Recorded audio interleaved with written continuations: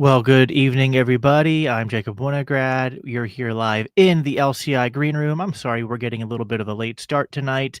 That is my fault, but I'm happy to just kind of skip the long-winded introductions and try to get this debate started promptly. And I'm excited to have both of these guys on. They have both been on my show separately, individually, and now they're here for a debate. To my right is, of course, Michael Leibowitz. He is the host of the Rational Egoist, as well as the Capitalist Corner. And don't you have like a third show now or something, Michael? You're like I collecting do. them. I got everyday ethics every day at 2:30. On the weekend, I do self-made soul. And I got to tell you something. Every time I'm around you, I'm arguing with somebody. I think it may be something about you that's causing this. Everyone likes to blame the Jews, so we're on both sides of every You ain't issue. kidding. To my left, of course, is someone who's also been on the show a couple times, a troll in the comments, libertarian jurist, debate me, bro. I think I got most of your official title, the one and only Casimir. How are you doing, my friend? Hello there. I'm doing great. I'm just at the top of the world. Thank you. Yes.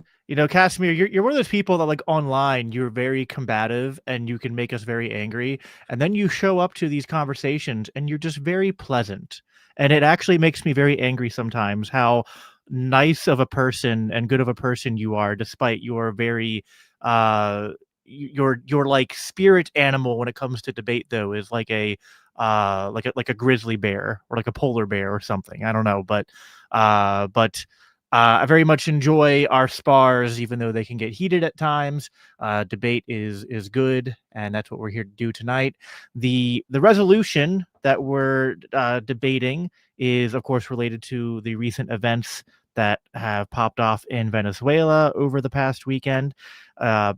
Arguing in the affirmative will be Casimir. The resolution reads, Trump's actions towards Venezuela are in the interest of the citizens of the United States.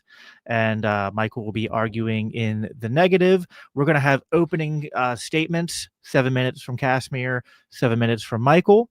We will then go into open dialogue where I'm going to try to be as minimally involved as possible, only stepping in if someone starts to hog the time too much or if they start having too much crosstalk. But I'm hoping that we'll have a productive back and forth. We will take audience questions at the end, and we will, of course, prioritize super chats. We're starting late, so we'll get through as many as we can. Yeah, let's go ahead and get started. By the way, when either of you or when you guys are giving your opening statements, I'm going to put you in the solo view, so you'll take up the whole screen. So don't be alarmed by that. Casimir, the floor is yours. I will start the timer whenever you start speaking. Excellent. Hello, ladies and gentlemen. So, the proposition of today's debate is Trump's actions towards Venezuela are indeed in the interests of the citizens of the United States, probably even more broadly for all Americans, except the communist ones.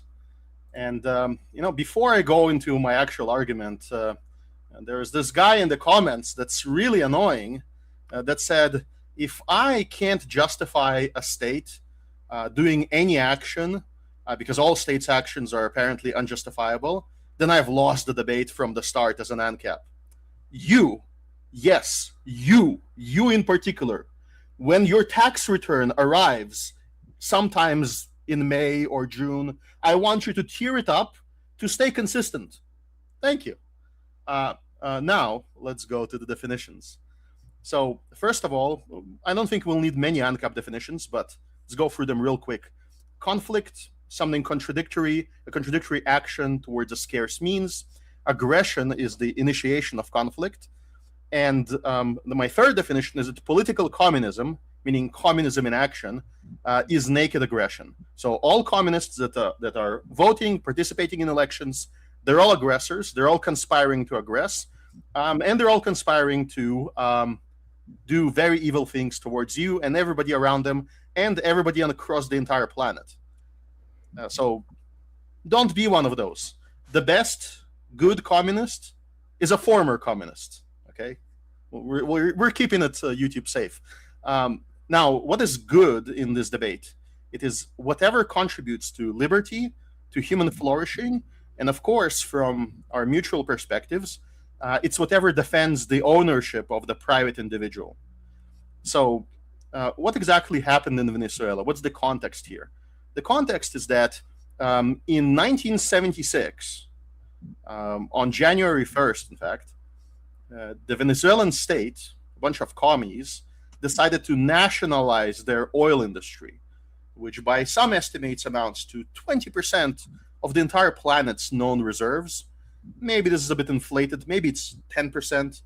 But what's important is that by that time, the ownership of that resource was by primarily US citizens. These were US citizens who paid the Venezuelan explorers to locate the initial fields. It is the US citizens that went to Venezuela with equipment to explore and find more oil. It is the US citizens who negotiated with the thugs, with the commie thugs in the government to achieve concessions, which is basically just protection. And these were US citizens who built refineries all over the coast of Texas and other sounder states in the United States along the coast of the Gulf of America. So all of these were US citizens that in 1976 were aggressed against by a foreign power. And unfortunately, the US government sat there and did nothing about it. Maybe it was because of the USSR. I have no idea why. So whatever action Trump is taking in Venezuela is clearly to the benefit of some Americans. And as individualists, that's enough for us. It's enough. Now, I would say that developing 10% of the Earth's oil energy reserves and gas energy reserves is definitely in the interests of all Americans. When the market expands, prices go down, everything becomes more easy. We all agree on this. So I think just on the mere facts, my opponent already lost the debate. So what kind of arguments could he have? Let's go through them. He could say, it's done using stolen money, using tax money. He's not an ANCAP, he won't do it. But if he did try to say that, well, let's see, how much money did these oil companies pay in US taxes since 1976? I think enough. And most of the people in the military who participate in these events are volunteers who get paid. So as close to a PMC as we can get within our current regime. Okay, now what are the possible counter arguments? Harm to innocence, again, this has to be proven beyond reasonable doubt on an individual level. And every time you point at a communist that got harmed, tough luck. What could it be? Legality. Well, legality, I believe there's only one law. There's some idea here that it creates a bad precedent. It doesn't. The invasion of Panama might have created a bad precedent. Any of the actions of the communists across Europe might have created a bad precedent, but really none of this matters. International law is sort of a spook. What matters is, do your citizens have weapons? Are Americans armed? As long as Americans are armed, they're the real check on the power of our government. If we didn't want something to happen, we would be fighting at arms against it. And if it happens and we don't fight against it at arms, it means we don't care that much. Okay, let's go. What else? Okay. Now, what are the good points? Let's reinforce them. Protecting private ownership.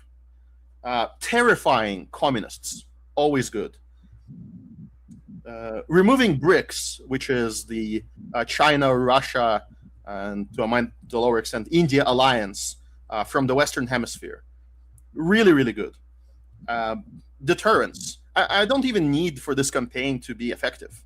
If we could just hit communists from time to time, it's good. It's a good thing. And then entertainment. The amount of crying on the internet that this has caused, the amount of unmasking by fake libertarians, It's just brilliant. I love it. I love every moment of it. And I don't believe that this will lead to any slippery slope, because the situation is completely different, as we will find out during the debate. I hope you will all have fun. Thank you. All right, with 15 seconds to spare, thank you, Casimir. By the way, I will read a couple quick funny chats. Apparently, someone thinks that you are streaming from the Shire, which I thought was pretty funny. Back to your background. And then there was a $2 super chat from Huge Hat Harold saying, Leibowitz shaved diabolical. Yes, we were talking about that before Immediate the concession. show started. I mean, yeah, immediate concession. All right, Michael, I will start the clock whenever you are ready. Go ahead. All right. So importantly, the main benefit, remember what we're talking about. Do Trump's actions towards Venezuela benefit the American people? The only real benefit that was touted is to the oil companies based on money that was taken from them 50 years ago. Now, Trump just said that he's going to subsidize the oil companies. That's going to be done with American taxpayer money. The government is going to be deciding which oil companies get to dig, how the money is distributed, how anybody thinks that Trump is equipped to do that and that that's going to benefit the American people. Whatever. I'm not an ANCAP, but I know enough to know the government's not competent to do that. So I want to place a strong emphasis on context, because context is vital. Nicolas Maduro is an evil man. If he dropped dead of a heart attack, I couldn't care less. If somebody of one of his own people walked up to him, put a bullet between his eyes, let's celebrate. If he had been snatched up by police walking down the street and arrested, fine with it.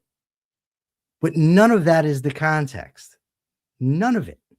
So what is the context?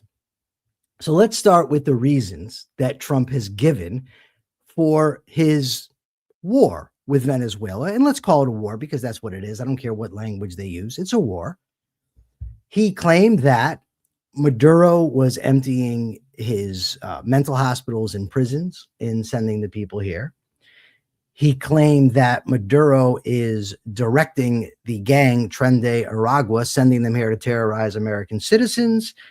And he claimed that Venezuela is sending fentanyl to the United States, and hundreds of thousands of people have died as a result. Now, experts say these things aren't true. The indictment that just came out, despite being updated, didn't claim any of those. A memo from Trump's own intelligence said that Maduro wasn't directing Tren de Aragua. Still, Trump claimed it. No, Trump's claimed motivation fundamentally is a doubling down on the failed, immoral, rights-violating war on drugs. The same war on drugs that's responsible for millions of deaths and incarcerations of American citizens. How can doubling down on the failed, immoral war on drugs be in the interest of the American people? It can't. In pursuance of his goals to stem crime and stem drugs, Trump has justified mass deportations without due process by claiming the threat, again, of Tren de Aragua. He's militarized our streets, violated the civil liberties of our people, and caught innocent people in his dragnet. How can that be in the interest of Americans? In fighting the war on drugs, Trump has bombed boats. He's alleged without evidence that they're carrying fentanyl. This is contrary to the U.S. Constitution and maritime law, which the U.S. is a party to. So how can it be in the interest of the American people to have its government act beyond the confines of the laws that it agrees to? Finally, we didn't just walk in with an invitation and get Maduro. The United States bombed Venezuela, killed combatants, likely civilians, sent in the troops, then captured Maduro. Bombing boats bombing a country, sending troops into a country, and arresting its leader, although he's illegitimate, are acts of war. According to the United States Constitution, only Congress can declare war. Congress didn't do so. This attack is blatantly unconstitutional. How can it be in the interest of the American people to have its government act outside the bounds of the supreme law of the land, the American Constitution?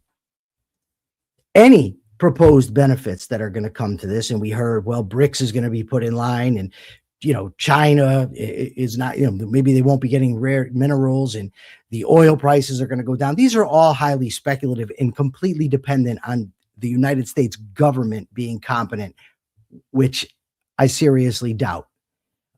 We also have a lot of reason to be skeptical in our prognostications, right? First of all, consider our recent track record of deposing foreign leaders. We had the leader, the Taliban in Afghanistan, then we had Saddam Hussein, then Gaddafi. None of those turned out well. Venezuela has a collectivist culture. They had one failed experiment with democracy that lasted about 22 years. The socialist vice president under Maduro is now the president sworn in. Again, socialist, so not even regime change. Trump disparaged the idea of Machado taking over, the person, the liberal, very capitalist person whose party actually won the last election. Trump disparaged the idea of her taking over. He's shown no interest in installing a liberal democracy there. He has said the United States is going to run the country. Does anybody out there watching the show think it's a good idea for the United States to run Venezuela? He has not ruled out boots on the ground. He said it doesn't scare him. He's also been emboldened, which is not in our interest, suggesting Colombia, Mexico, Greenland might be next. None of that is to Americans' interest. Trump has said, as I said before, that we might actually be subsidizing these oil companies. Definitely not in America's interest. Now, will American citizens be happy about these things? How will they respond to being lied into yet another war? How will other countries think of us? What is their policy going to be toward us? If the U.S. maintains a military presence in Venezuela, is it not likely that there will be guerrilla groups? There's cartels there. Guerrilla groups will rise up, some coming from other countries like Colombia, and attack American soldiers. Do we want American soldiers to get killed, hurt, maimed? Is that in our interest? And what about the reasons given for this? Are these actions, now remember, crime and drugs, are these actions likely to make us safer from crimes and drugs? History and logic surely say no.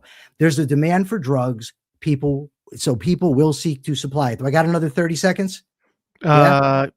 You're already at 7 minutes, but if you want to take like 20 seconds to finish up, go ahead. You could give my 20 to Casimir. I'm fine with it. Okay. If supply is curbed, this will drive up the price, making it more lucrative.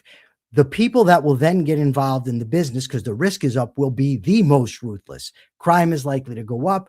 Also, with the iron law of prohibition, when drugs are outlawed, when they're harder to get, it leads to stronger doses, more condensed so they can smuggle it in, more deadly. In short, these policies are immoral, unconstitutional, and far more likely to cause harm than good. Sorry I went over, gentlemen. Not a problem. All right. We are going to, first of all, both of you, well done. I greatly enjoy hosting these debates to hear just, well articulated arguments, even if you disagree with each other.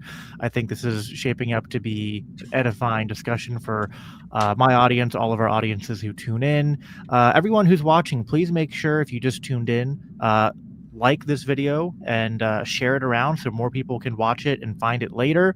Again, I'll just remind people that we will be taking audience questions at the end of the debate. But right now, after the opening statements, now that they have commenced, we are now going to enter the open dialogue portion of the debate. So it's not going to be super structured. I'm going to let them kind of go back and forth. If anyone starts to dominate too much, I'll step in and just try to keep things moving along. So whichever one of you wants to start, ask each other a question, ask for clarification on something, or hone in on someone's points. Go ahead.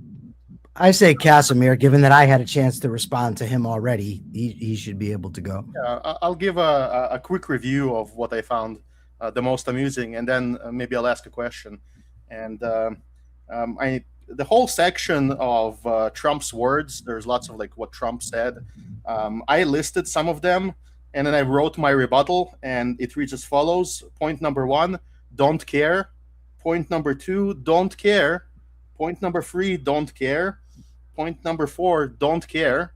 Don't care about what he says. That's not the proposition of the debate. The proposition is his actions. Okay, his words are actions. Well, actually, all of his words, including the lies, the intimidation, the threats, not discounting any future action, all of those things, as the words, are objectively good. Now, if he goes and puts American boots on the ground into guerrilla warfare without any foresight, that's obviously bad. That would be a bad action. But the words for that, no, they're not bad. They're in fact good. It's good to make threats and to say that, you're ready for everything. Now, I think that the focus on Trump in the opening, I didn't want to use this argument, but there's a little bit of an obsession about Trump and not his actual actions. There's an obsession with character. I don't think my opening was really refuted. Oil companies are American citizens. They did, in fact, unlike some people say in chat, own the property, own the fields. It's not the government that gives them concessions, that gives them permission to explore and mine, that owns it. It's the person who goes out in the sweltering heat and gets paid and collects the money and invests the capital. He's the owner of the stuff that comes out. Not the person in some hut in Venezuela who spawned out of his mom, who says, who grabs a Kalashnikov and says, it's mine, it's ours. That person doesn't own anything.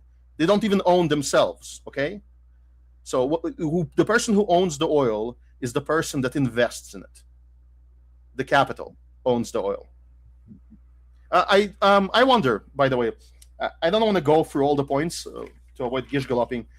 Do you disagree with this, Michael? Do you disagree that American citizens own the oil?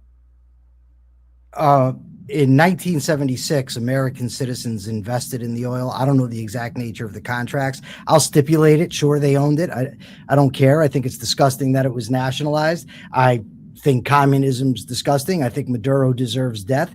None of that means that what's happening now is in the interest of the American people. The American people do not owe those oil companies money, which Trump has said he's going to give them in the form of subsidies. So I don't know what relevance it really has. I will stipulate for the record, it was bad that they confiscated the oil, bad that they nationalized it, bad that their corrupt democracy fell apart, bad that they elected Hugo Chavez, bad that they rigged the elections, all bad. None of that justifies the president of the United States of America lying to his citizens to get them into yet another war.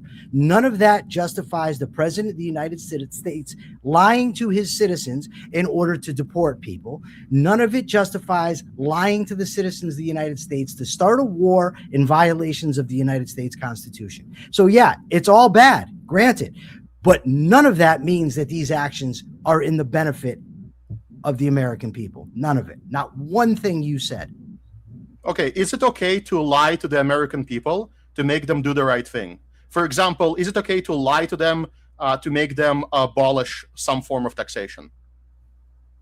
It is not okay for the president of the United States to lie to the American people in furtherance of the war on drugs. That's what happened. Hold on. Your hypothetical is not relevant. Because we're going to deal with what actually if I say that the actual actions are good and then the lies that then defend the war on drugs are bad, but if the actions are good, then the lie is irrelevant. Okay, Casimir, defend the war on drugs. Show me how it's right. Go. I'm not defending the war on drugs. But that's what this is. I didn't use drugs in my justification. Hold on. It's not a straw man. The drugs matter. They don't? Well, that's the justification. Hold on. Sorry. Hold on. The drugs are the justification. I don't. No. Yes. The verbal justification. The words said by Trump don't matter. What matters are the actions. What about the indictment? Does that matter? That does not matter at all, because it doesn't matter. It matters insofar as if Trump loses the court cases, if his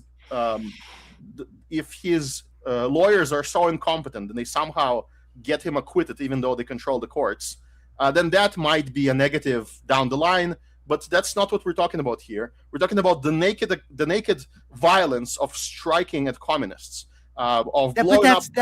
You've obliterated context.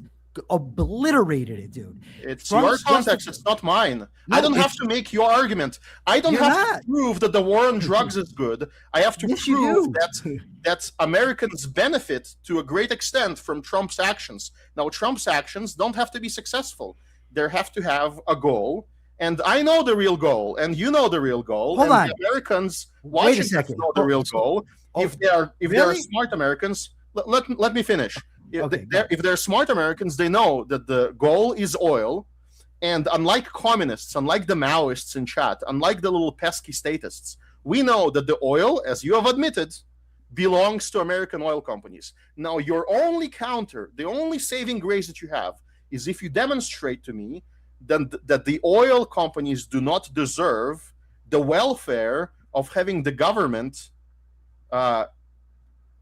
perform actions to get those oil concessions back to them. Okay. However, since 1976, and even before that, because that's not when they started investing, they have been paying more than you, combined more than most people in this chat, in taxes to the US government. And I don't know how about your theory, but my theory is very simple. If I pay $10,000 in taxes, I can take back $10,000 in any form I want, whether it's welfare or a tax rebate or any form. Or I can, in fact, I hope when the government collapses, I'll take it in museums and works of art and other things that the state socialized and will have to be privatized. So you have to prove that the cost of this conflict is going to exceed the benefit. And you don't even try to do that. That's not even part of the arguments. Of course it is. That's a lie. That's a lie. What you just said is it's either a lie or just a misunderstanding. The cost is the doubling down on the war on drugs. Regardless of whether you say it is or not, these are the actions given to justify it. These were the actions Trump used in court to try to justify using the Alien and Sedition Acts. This is what he's told the American people. This is what's on the indictment. Yeah, the oil's part of it, of course. But your claim, well, because somebody robbed the oil companies of tax dollars, now justifies them having the government rob other people to give it to them? Well, I didn't rob the oil companies, so why do I got to get robbed to finance their wealth in Venezuela? But again, the context, my man, the context is Trump's claims of why he's doing this.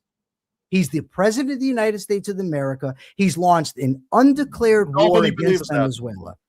Nobody believes Only you believe that for the advantage, for the perceived advantages. What do you mean I'm the only one that believes it? About the drugs. Hold on. Hold on. Okay, nobody we care about. So we are to take. And this is no, you don't. We're going to take your word. You said that I lied. What was my lie? Your lie is saying that I haven't even tried to show the costs when I'm clearly showing the costs. Yes, that's the lie. It's either a lie. It's either a lie or you just don't understand. Either way, don't care. The point is, I made the case. You don't understand. You don't understand. I understand clearly. I understand. How does military cost works? How does maintaining an aircraft carrier work? It's funded by tax dollars. But again, you're obliterating context. Don't run away. There's no running. Dude, you couldn't make me run if you had a machine gun. Let's be real. You can't answer my question. Okay. Well, all right. Let's try to. There's been a lot of crosstalk, which I didn't want to interrupt right away, but let's try to reel it back in a little bit here. I feel like both of you think that each one of the other is misconstruing something or not dealing with something. So I want to give you both an opportunity to pin that down. Cass, what do you think is not being answered by Michael here? So first of all, he is making an objective claim, and he brought zero objective evidence. So I'll have to do it for him. I'll have to do his homework for him. When you budget an aircraft carrier, that's when you've stolen the money. You've stolen it already when you budgeted it, and then it's gonna sit at port. It's gonna sail across the ocean. It's gonna sit at a base. It's gonna go to Venezuela or to any other country. It doesn't matter. You already paid for it. So what matters is how is it going to be used? Is it going to be used in a pointless training exercise, or is it going to be used for recovering U.S. citizen property? Not even recovering it completely, just making the first step in an effort to do so. Is that going to be something that you can do?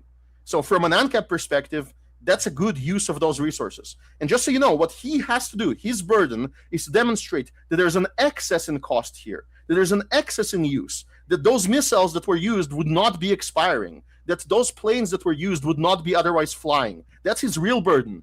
And that's what most people on the internet don't understand. They're like, anti-war, anti-war, anti-defense.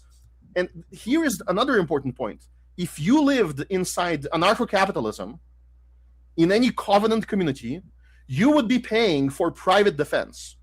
The only argument we have against the state, and the main one, is that they're ineffective at using all of that military power that they're amassing. They're ineffective at deposing communists worldwide. They should be doing more of it more effectively. It should be done by private military corporations, not by these government monopolists that Michael Leibovitz supports because he's an objectivist and not an anarchist. It's actually his system finally. All right. Well, let's try to keep. I don't want this to get too off. I don't want to get this too off focus and we start doing objectivism versus anarchism, because that's been done at least just a dozen times in the last. That's been done a dozen times in the last 2 months on different platforms. But listen. Just a follow up to that, just because I'm curious. You said that the only objection we have to the state military is that they're ineffective. It's not also that it's funded involuntarily, because that just struck me as a little weird as a fellow ANCAP. On any day of the week, we should be saying, press the button to demolish the entire state, including the military-industrial complex, and transferring all of their funding to the private sector. And then we as individuals would say, oh, I want to fund wars. I really want to fund wars against all the communists on all the planet, across the planet. And the most opportunistic and cost-effective strikes should be the highest on my individual priority list. Just like you have a subscription for Jacob Vinograd's beautiful YouTube channels, I should have a subscription to a PMC blowing up communists, okay? And unfortunately, I'm deprived of that right because my money is just stolen from me. So, Michael, are you able to demonstrate how this particular military action is against your core ideals, is against what you believe is good for Americans? Because you don't believe that the military should be entirely defunded, right? I thought if you want to have that debate, we can. I mean, but that's not what we're here to debate. No, I'm saying from your perspective. I don't want to answer unnecessary ridiculous questions. If I had, I'm going to tell you, if I had my druthers. All right, hold on. Okay, let's let Mike go. Okay, if I had my druthers, there would be no compulsory taxation. But that's not relevant to the proposition that we put forth tonight. The proposition relates to whether Trump's actions toward Venezuela benefit the American people. Now, you just put out this thing about the oil tanker, about the U.S. military and Navy ships, and you put it in financial terms. But benefit is not only financial. Benefit is not only financial. I mean, I shouldn't have to tell an ANCAP about psychic profit. I shouldn't have to tell disciples of Rothbard about this. I shouldn't have to tell Austrians about a subjective value. I mean, really? I have to do that? But the bottom line is we're talking about overall benefit. So what about the lives? What about the lives that are going to be cost? Now you say, oh, but this is not about the war on drugs. I'm sorry, but when you're going after supposed gang members, when you're deporting people, when you're militarizing the streets of the United States, when you're justifying your actions based on the war on drugs, I'm not just going to push that aside because Casimir says so. So as I've said, the cost is all of these things, including the money spent on the military. And by the way, Sending the military over there. And again, who's going to defend these oil fields? It's going to be American soldiers, boots on the ground.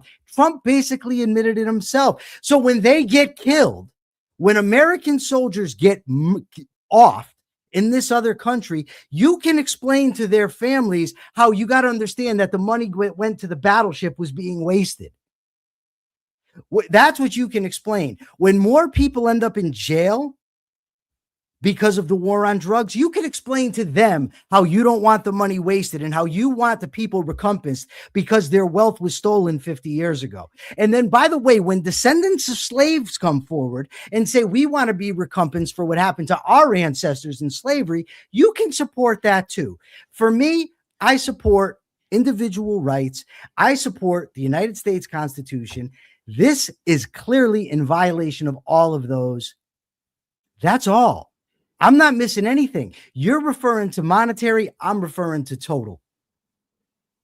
There are many slaves that can demonstrate a particular person that enslaved them and a particular piece of property on which their family member worked.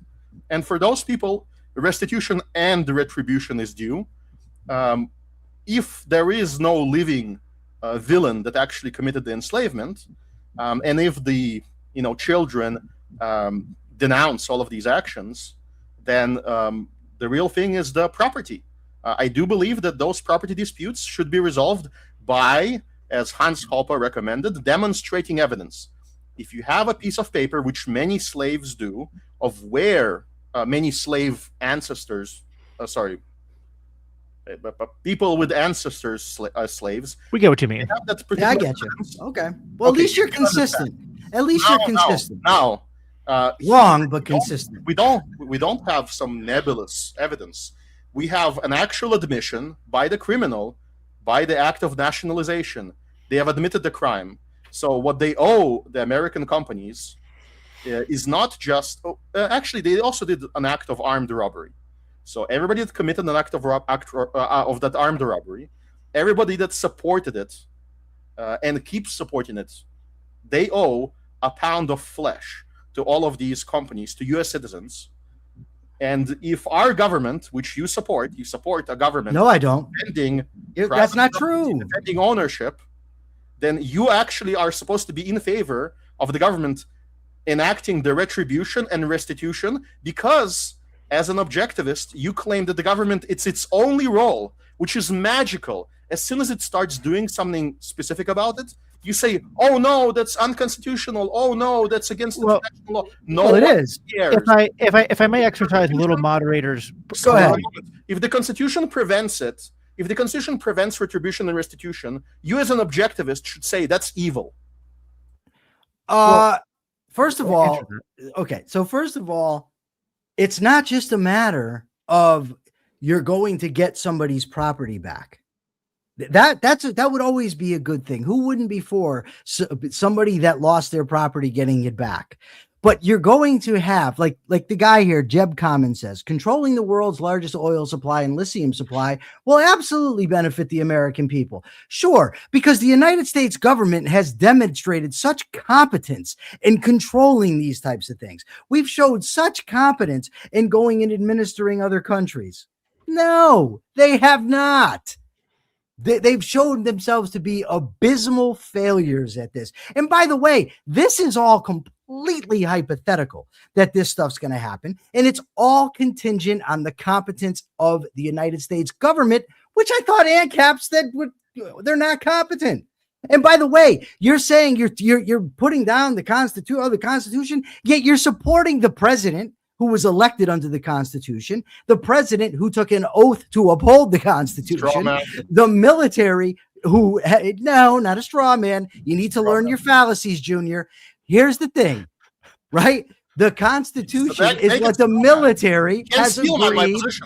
The military has agreed to uphold the Constitution as well. So you put down the Constitution, but could support all the people tries to that have done it. Steelman my position, you will fail because you've been. It's not Jacob's job to make me steel man you. Correct. Dude. Here's the thing, Casimir. All you do is lie. Casimir, what you don't understand is during this debate, I'm going to be honest with you and blunt. I've utterly destroyed you. You just don't get it. Like All you right, don't get it when you run your mouth online. I'm sorry. You don't get it. Let's pause for a moment. I like you both. This is my channel, so I'm It okay is with your the channel. I'm okay with the crosstalk. I'm even okay with things getting a little bit snarky. I will insist that we try to be as charitable as we can. And from my perspective, I don't think anyone here is trying to lie or be dishonest. This is how debates go. You know, arguments get misunderstood, or you just have a disagreement on how to interpret particular data or philosophical disagreements that we're trying to work out. I want to ask a question to Michael, which I think will help suss out some of what Casimir is arguing for, which is that like, forget the Constitution for just a moment, because I'm not an objectivist. Jacob, I'm an ANCAP like Casimir. Yes, Casimir. If I may, with limited time, may I ask the questions until we decide to close it? Well, I think this will be helpful, but if you don't want me to ask it, then you can proceed. No. So, Mr. Leibovitz, I think that the fact that he came unprepared and he didn't demonstrate that this is a net economic increase, meaning there is an extra cost by this action, that this is like, he is supposed to say, what he's telling you right now is, he tells you, I'm an objectivist. I support the existence of the US military, but I don't want it to be used. He's telling you, I'd rather this aircraft carrier be out in the sea on training exercises, shooting at paper targets, than shooting down communists. And he's pretending to be an ANCAP to say something else. And you see, economically, he didn't demonstrate anything. He didn't demonstrate this is an extra expense that would not have existed. He didn't say to you, I want to abolish the US military. He is in favor of the monopoly of the US military. And when I say the broken clock, the US military monopoly is a broken clock. It's incredibly inefficient. Finally, it kills a communist. Finally, it takes a communist prisoner. And suddenly, all the objectivists are against it. Oh, no. Well, I think we're going in circles here, though, because you're again bringing it back to economic cost. And I have a question next. I have to reinforce my point because he's dodging them. I have a simple question to Michael. Did you say that Venezuelans did not aggress against Americans? Did I say no Venezuelans have aggressed against any Americans? No. I never said that. Do you want me to quote your recent Twitter post? Sure. Go ahead. Or let's quote it up. Yeah, let's quote it up very quickly. Where is that beautiful reply? I probably won't see it. You did say that. I thought I came unprepared. You said that this was an aggression against Venezuelans because Venezuelans did not do anything against Americans. I mean, am I wrong? I have never said that no Venezuelan committed an act of aggression against America. I've never said that ever in my life. I don't know what you're talking about, so I can't really defend it. You have to show me, but you're not showing me. Okay, what about the question before? Jacob wanted to ask a question. You stepped in. How about I ask Michael my question quick while you try to find the post for Can I address what he said first, Jacob? Sure, go ahead. Real quick. I'll do it quickly. You brought up again the economic cost benefit analysis. The debate proposition is not about solely economic cost benefit analysis. It's about whether Trump's actions toward Venezuela are benefiting the American people. There's other benefits and there's other costs that are not economic. Okay, go ahead. So you concede the economics entirely. No, I'm not conceding it. We don't know yet because we don't know what the economic. You've conceded it. Saying there are other arguments against it and for it, it means a concession. Do you understand what logic is? I mean, seriously, I'm not trying to even be rude here, but to say there's other arguments doesn't mean that I'm conceding that one. You say B is also true. That's not a negation of A. You have to prove that A is false. Okay. Yes, I understand. What I've said from the get-go, and you can go back to my opening statement, is that everything that's going to come from here on out is based on speculation. So we don't yet know what the economic costs and benefits are going to be, but I'm skeptical given that the government's history of managing these kind of things. Just answer so far. We don't know, but I said that already. Casimir, I said that. Casimir, hold on. You ask a question and then won't let me answer it.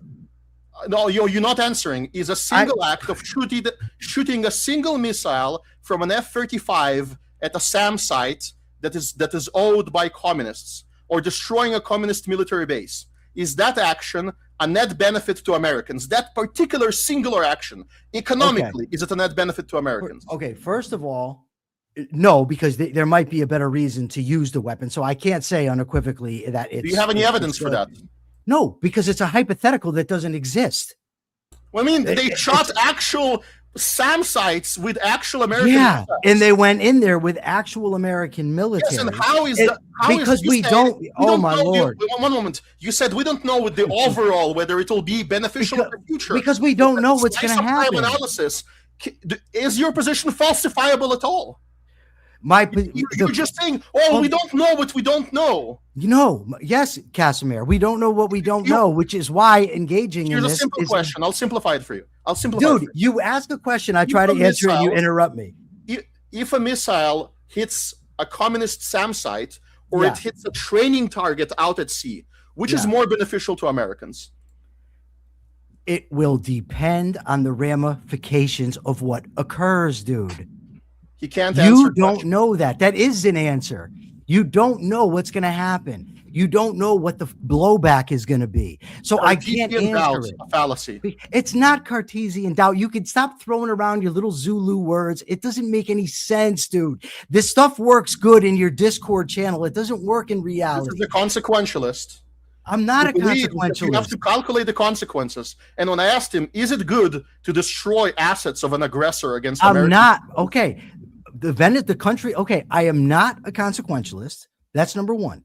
But the question is this going to be a benefit to the American people? You're giving me a scenario where we can't know. One of the reasons I oppose this is because we can't know. And I said so in my opening statement. But by the way, Casimir, you can't know either. Whether you want to claim you can, whether you think you know, your system. But you don't know. Jacob, can you ask your question, please? Yes, please rescue him from this absolute. I don't, dude, Casimir. I'll tell you what, Casimir. Let's put a bet on this.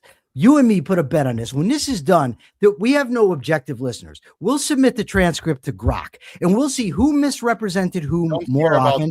Well, okay, so all you care about is what's in your own head. Because there's no objective criteria that's going to show that you've been wrecked tonight. Well, let's go ahead, Jacob. Ask your question. I answered his question. Now I'll answer your null and void. You basically say that because we don't know. Are you going to let Jacob ask a question, or are you going to keep talking? Yes, Jacob can ask a question on his own show. He can come in here and enforce his private property, his ownership of this channel. All right, awesome. However, it's then let him do it. To watch me absolutely demolish you as you evade. Dude. The only thing you demolished was your haircut. All right. Let's take a beat. Despite the fact that it's gotten heated, I think that you're both. This is more productive than it might seem to either of you at the moment. Honestly, let me just say something. Honestly, I don't like getting involved in insults. Seriously, I really, really don't. I really like to have just a good discourse back and forth. Seriously. But for like a year now, I've been dealing with this dude online with his shots, and he's going to throw the gauntlet and calling names and this and that. And he comes on here, he does the same thing. So I'm just having a little fun. But the truth be told, I don't want to gauge in insults. That's really not my jam. Well, but I want to hear your question, Jacob. Go ahead. I have several questions now towards both of you, but my original question, which I think is still germane to what we're talking about, because I think part of what Casimir's push towards you is that, like, is there a role for the government to come in and act on behalf of Americans who have been defrauded by communists? Okay. And maybe you would say Trump's action in this instance wasn't the right act, but does that mean that there is not a way for the government to intervene to uphold the I guess, like, the private property rights of their citizens who have been sort of infringed upon, at least in history, by the Venezuelan government? So if you're asking me, do I think that the United States of America should play police and go around the globe and rescue American citizens who have invested in other countries? No, I don't. No, I don't. But that's a separate question from whether these actions are going to benefit the American people on whole. So no, I don't think so. Do I think there's a role for the American military? Certainly. If Americans at home, maybe even abroad, get attacked, that's the role for the American military, right? The role for the American military, but it's also clearly defined in the Constitution, right? So we have that aspect of it. But to simply answer to your question, the role for the American people is to protect the rights of Americans here at home.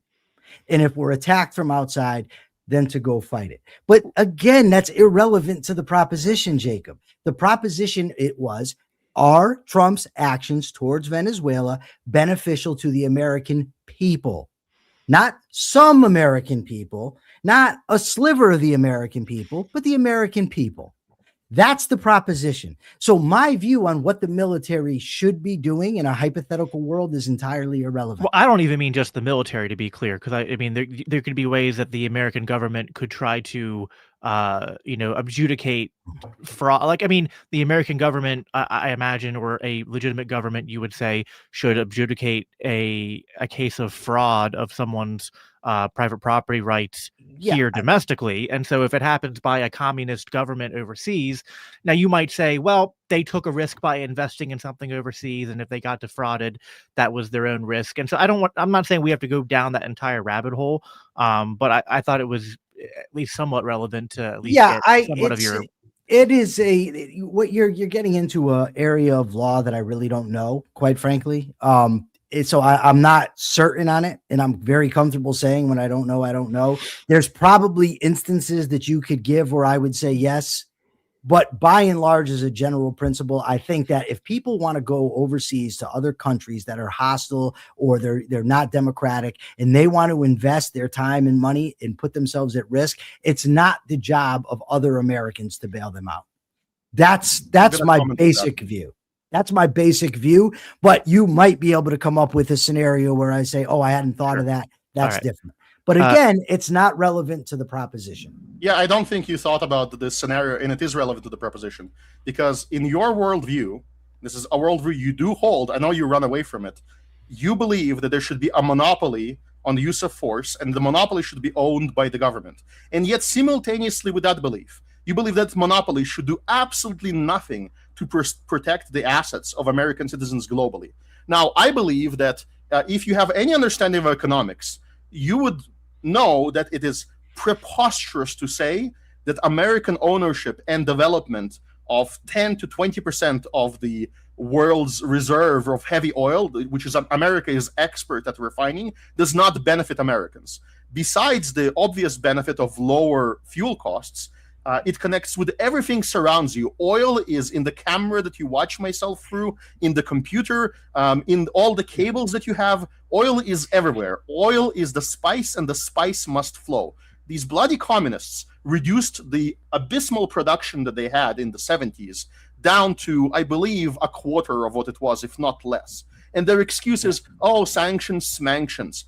The reality is that they're absolutely incompetent, even more incompetent than our governments, even more incompetent than our corporations. I'm fine with that. Would greatly benefit from private ownership, from individual ownership of those oil reserves, even, dear God, even from corporate ownership of those oil reserves. Nobody is more incompetent than the communists. Sure.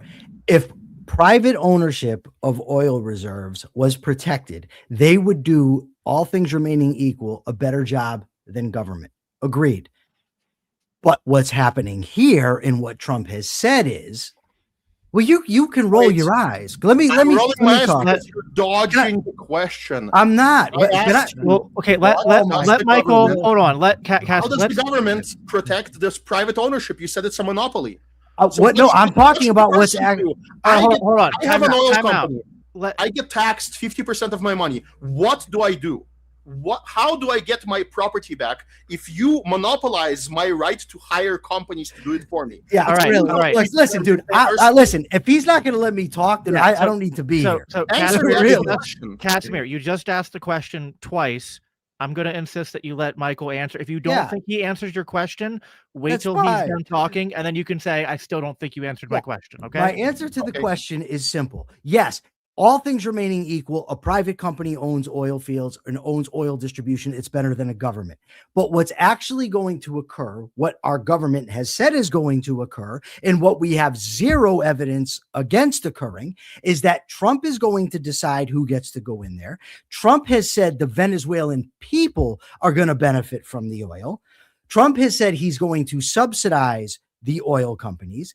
I read today that it's going to cost $80 to $90 billion to get these oil fields up and running. We also don't know what's going to happen if guerrilla fighters are going to be coming in. Are they going to be interfering with it? If American soldiers are going to die? There is a lot of uncertainty involved in this kind of thing.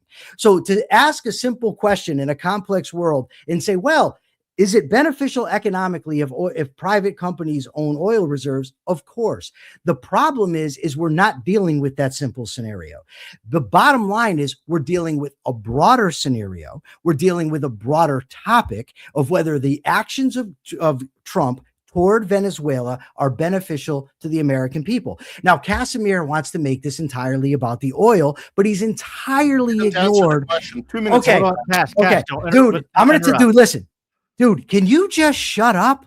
But you're filibustering for over 2 minutes. I'm not. I'm answering your question. Hold on. Dude. We you agreed can't at the have a beginning debate. that I was going to give 3 minutes is the point where if someone has gone on at the 3 minute mark, I'll ask them to wrap up. But let's just let them finish.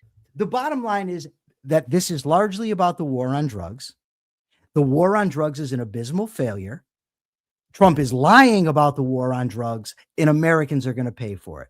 Now, a commentator said that I'm trying to predict the future to tell whether actions are good or bad. No, I'm not trying to use the future to predict whether the actions are good or bad. I'm trying to say that we can't predict the future in this specific thing, and therefore we can't know if that's going to benefit the American people. That's what I'm saying. Go ahead, which Jacob, is not over the to you. answer to my question. Okay, I'll give you a simple. I'll give you a simple question. I am an American citizen. Yeah, and I invest in. There's a place on Earth where I can homestead oil. I come in there and I homestead oil, and in fact, not just homestead oil, but I'm very magnanimous. And when thugs show up to me and say, "Hey, there's such a thing as concession. We believe in socialism." And you should give us some of that money that you are extracting with the sweat of your brow from the earth. Not just the money that you pay all the workers, not just the money that you pay for all the capital that you're investing, not just the money for all the economic benefit that you're providing. On top of that, you should also bribe our government. And we say, okay, cost of doing business, we'll bribe your government. And then 20 years later, once we started developing everything, you just say, oh, I'm in favor of the USSR. I don't like you anymore. You're not longer my friend. So we're going to take it from you. Your position, and this is the question, focus, really focus. Your position is that I have no bloody recourse. It's illegal for me to maintain my own military. It's illegal. As an oil executive, illegal for me to do so. It's illegal to hire mercenaries. It's illegal for me to go and engage in private war and privateering against another country. You have deprived me of that right. And now you tell me it's not your responsibility to do so. I am paying to the benefit of many Americans. I am paying trillions of dollars in taxes since 1976. The collective eye of all the evil oil corporations, all the evil oil corporations that produce all of the things you benefit from, that saved your mother in the hospital by providing her with all the plastic that's there, by saving your father, by extending your lifespan. All of these evil people, all of these evil capitalists that you're so much against, you're telling them they have no recourse. And you're telling us that we don't benefit from their efforts, that doing the modicum of action for the first time in 30 years, doing something physical against the thieving communists, you're immediately against it without benefiting, without analyzing that benefit at all. So now tell me, what should I do? Okay, first of all, the American companies didn't homestead the land in Venezuela, so that's false. What they did was paid the Venezuelan government for the right to explore for oil. That's what they did. They got in bed with the Venezuelan government. Anybody, listen, you're watching, Google it, go look it up. I can't do everybody's research for them, but they got in bed with the Venezuelan government. That's the first thing. Secondly, again, The proposition of this debate is whether Trump's actions toward Venezuela benefit America. Trump's actions toward Venezuela include much more than just oil. Again, you can't know if we're going to benefit from the oil, and whether or not it's just or unjust is not relevant to the proposition, because that's not the proposition. But again, even your hypothetical fails because it wasn't homesteaded. They paid the Venezuelan government for the rights to the oil. The whole point is, look, I'm gonna narrow this down as quickly as I can. Do Trump's actions toward Venezuela benefit Americans? Trump's actions toward Venezuela are made with the explicit intent of stopping the flow of drugs and crime into the country. That is the war on drugs, and he lied about it. That's it. Didn't answer.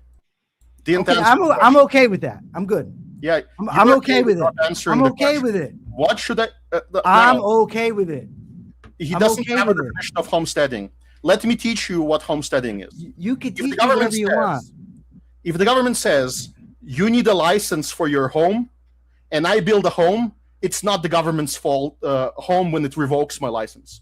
If I say I want to purchase land, and the government says you have to buy a license from us or a concession, and I purchase that territory afterwards, and then they revoke my license, they're still stealing from me. I am the homesteader. In fact, the fact that I was the first to give money to the thugs to identify in the land registry that this is my oil concession, that is an act of homesteading. I have created a border, and then I made that border stronger by building the perimeter, by hiring armed guards, by maintaining and excluding from my territory.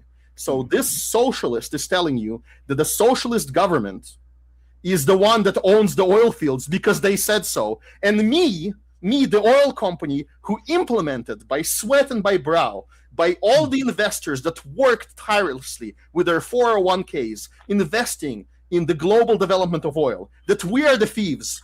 This is a Marxist and a socialist argument by Mr. Leibovitz. Okay. I would love to hear when we're done with this how I'm making an argument that's based on the labor theory of value, the exploitation of labor and excess and surplus wages. All right, but go ahead and make your statement, Lee. But here's the thing. Tell me something. Here's the thing. Again, I understand that homesteading and ANCAPism are the flavor. I get it, but that's not what the debate's about. The debate is about whether the actions of Donald Trump toward Venezuela benefit Americans. Now, to specifically mention your argument right now, I will talk about it. The bottom line is, so they paid the Venezuelan government. Where did the Venezuelan government get that land from? They didn't. They don't own it. Well, the whole country, they took it from somebody. They've made a claim about something. No, you have to demonstrate beyond reasonable doubt. If you claim that somebody stole something, you have to demonstrate it beyond reasonable doubt. Yes, you do. The presumption is of innocence, not of guilt, Mr. Leibovitz. Okay. Here's my presumption. Let me make this clear for you. I will even grant this to you because I don't care. The American oil companies homesteaded the land in Venezuela. Granted.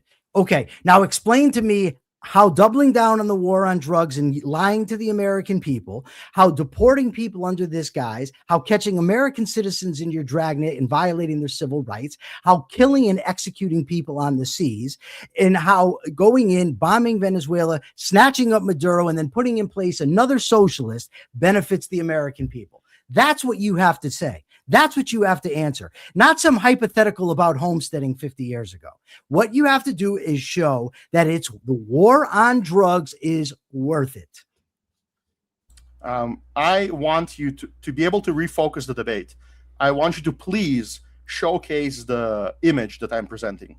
I don't need to. Your image is irrelevant to the proposition. The proposition is simple. Do Trump's actions toward Venezuela benefit America? That's the proposition. And you keep wanting to get bogged down in homesteading, all kinds of stuff. It's, do they benefit the American people? Which you just 5 minutes ago claimed that they didn't have a homestead and then conceded on.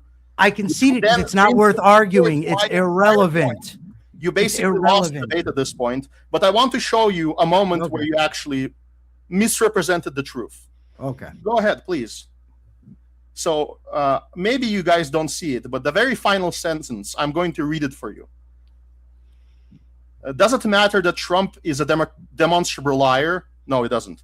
Does it matter that he has repeatedly lied to justify bombing alleged drug boats? Maybe when the action is about Trump. And now, to justify a military assault on a foreign country that hasn't attacked the U.S., it matters to me.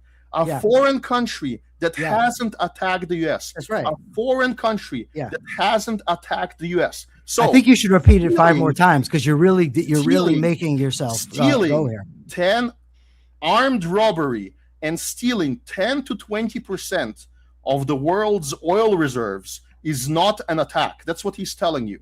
And then production. That's not an attack. That's what he's telling you. And by the way, he got cornered because he now conceded that it is homesteading. I didn't.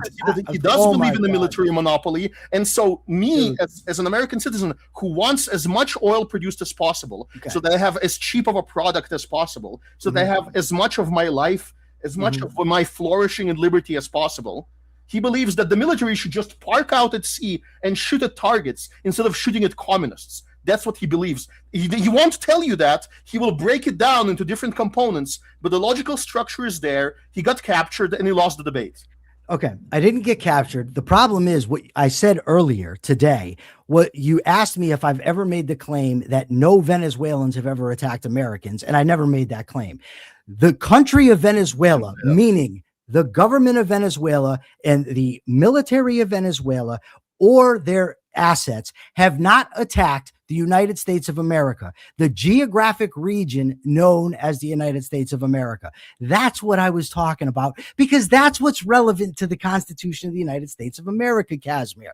Again, you're not addressing the debate. Okay, you listen, I just let you bogart and talk and yap and talk, but you're not addressing the fundamental proposition. Is this in the interest of the American people? You're saying it's irrelevant if the American president lies. It's irrelevant if his reasons given aren't real. That's all irrelevant. I'm sorry, but most people, the American people that you're saying are going to benefit, think it matters when their leaders lie to them. They think it matters when their leaders violate the law, when their leaders violate the Constitution. You keep saying, oh, this is not the war on drugs, except for that's Trump's justification. I'm sorry. I have to go by what the official justification is, not what Casimir has invented in his head about homesteading from 50 years ago.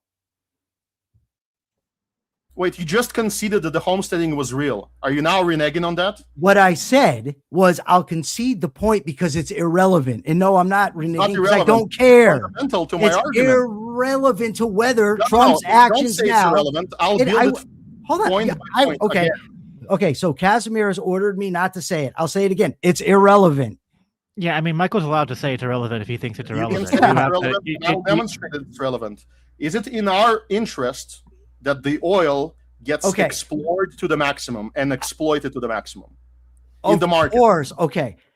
Yes, no. It's not a monologue. Dude, you were not going to tell me how I can and can't answer a question. You just your tough guy shtick. Hold on. I want to build a logical structure. Dude, your tough guy shtick doesn't work here.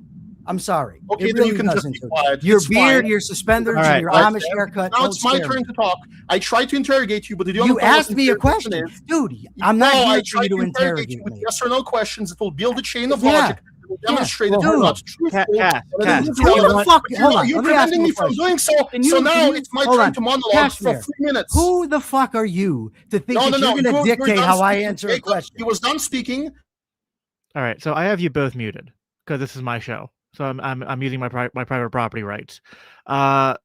Listen, this is I'm fine with open dialogue, but this is not a blood sports channel. So, Cass, if you want to ask Michael, hey, can I give you a series of just yes or no questions?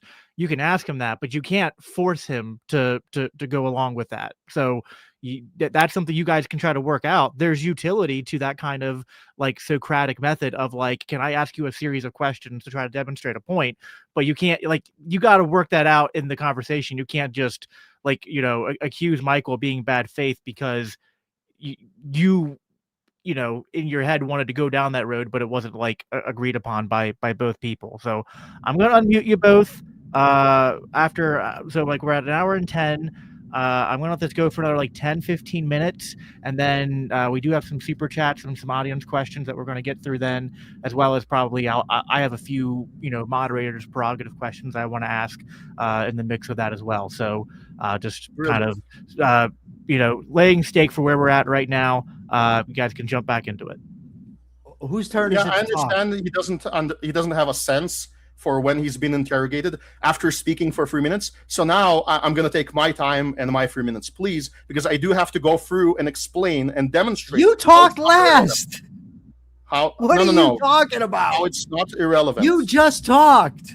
No, that's not true. It is true. Watch the clip, dude. You spoke, and then you finished speaking, and I asked you a question, and then you started. And then I tried to answer, and you said, "I'm not going to let you answer."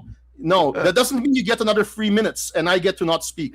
Okay, if you Jacob, want to answer yes or no questions, here's my question: Can we argue? Because I'll just go back and forth. All right, and we have a listen, Poindexter. You don't bully me. You don't control me. Nobody cares about how tough I think you are. I don't care. I want my 3 minutes. Shut up. Don't care. All right. So I had to mute you both again. I'm going to honor Michael tried to ask me a question, so I want to hear what his question is to me as the moderator, see what he says, and I'll roll if his request is reasonable, and then decide who's speaking next. So, Michael, what's your question? My question is I didn't get to speak after he did. Okay, but in any debate, you're allowed to cast in any debate, in any debate, any debater can appeal to the moderator. His request. He asked me, the moderator, a question. No. He monologued, and I get to respond. He said the flow of the debate is he said that homesteading is irrelevant. I need to demonstrate in the next 10 minutes or part of it that homesteading is relevant, and he's evading. So can I do that, or are you going to debate him instead of me? No, what I'm going to do, I'm going to repeat myself for a third time now, Cass, is that he was asking me, the moderator, a question. It doesn't matter what he asks you. We haven't said closing statements yet. What matters is, did he get time to speak? Did he claim that one of my points is irrelevant? And now, do I get to either interrogate to prove that it's relevant, or I get to monologue for 3 minutes to prove that it's relevant? Or you get to silence me and sabotage the debate. You have a choice right now. Cass? Dude, you don't run shit, dude. I'll say it because he won't. You're not a gangster, Casimir. You're not tough. You don't run shit. Guys, I'm going to keep muting you guys if you're going to keep talking over me. Listen, this is my channel. I'm not trying to rob. This is taking longer than just letting Michael ask his question. And any open forum debate, even in blood sports, you're allowed to appeal to the moderator and ask the moderator a question about what's going on. So I don't know what his question is. There's a good cast. There's a good chance my Michael's point going to ask irrelevant, me. Jacob. Is home. Cass, there's a good point. There's a good chance that Michael's question is going to be something that I can answer in 5 seconds, and then I will give the floor back to you. You're not debating, though, Jacob. You have to stop doing this. I'm not debating. In closing statements, you're not debating. I'm debating, Jacob. I'm not debating. Are you hosting future debates, Jacob? Casimir, people are allowed to appeal to the moderator and ask the moderator a question. Not in the middle of a debate. Not part of the format. Stop. This is my show. This is my format. So I'm saying that you can change the format live. You've changed it. So now I want 6 minutes in response to his double of 3. No, he's allowed to. Michael, ask your question. Oh, you're muted. Hold on. All right. What's your question, Michael? My question was, whose turn is it to talk? Okay. I'm saying it's Casimir's turn to talk. I'm glad we wasted 3 minutes on that. Okay. Casimir, go ahead and talk. Excellent. So the result is I was right and you both were wrong. Thank you. And he knew that, and that's why he was laughing here, because he's trolling you, Jacob. Now, it's very simple. He doesn't know. He doesn't have any emotional connection to people. He doesn't understand how interrogations work, that if he spoke for 3 minutes and didn't let anyone to interrupt him, that means I actually asked him a question for a point. His whole position here is to evade the entire debate. That's what he's doing. He's saying that homesteading is irrelevant. He's saying, oh, for the sake of argument, I'll grant you homesteading. He doesn't know what homesteading means. He just claimed a few minutes ago that the government deciding things by socialist decree is homesteading. and then he slid from that position, okay? But homesteading is actually crucial to this, because if Americans invest money worldwide, then somebody has to protect their ownership of that money, their ownership of all that benefit. So let's walk through this. He conceded that 20% of the world's oil reserves are important and contribute to the flourishing of the entire world, but particularly Americans who will get to explore it, extract it, and then sell it on the world market, and thus not be dominated by China or Saudi Arabia or all the other dictatorships from which we have to buy oil now, right? So it is clearly to the benefit of all Americans across the entire American continent, and specifically US citizens, to have that oil explored. Second, he conceded that that oil is owned by Americans, specifically by individual Americans, by Hank Reardons, by people of industry, and that this is to the benefit of Americans. He's not actually a socialist. He's like playing a game here. So he conceded to that second point. So homesteading, that he called irrelevant in his prior monologue, is actually very relevant, because it demonstrates that this is actually a function of the US government. He believes that the US government should exist, that the state should exist specifically, that it should be involuntary, and that it should tax you, and that it should have a military. And then he says that military should just play games. It should just bomb targets in the ocean. It should just do training exercises, because that's what it does if the money is not spent wisely. And as soon as the money is spent a tiny modicum more wisely than normal, as soon as the money is spent on attacking a communist, this person shows up and says, oh no, this wasn't constitutional.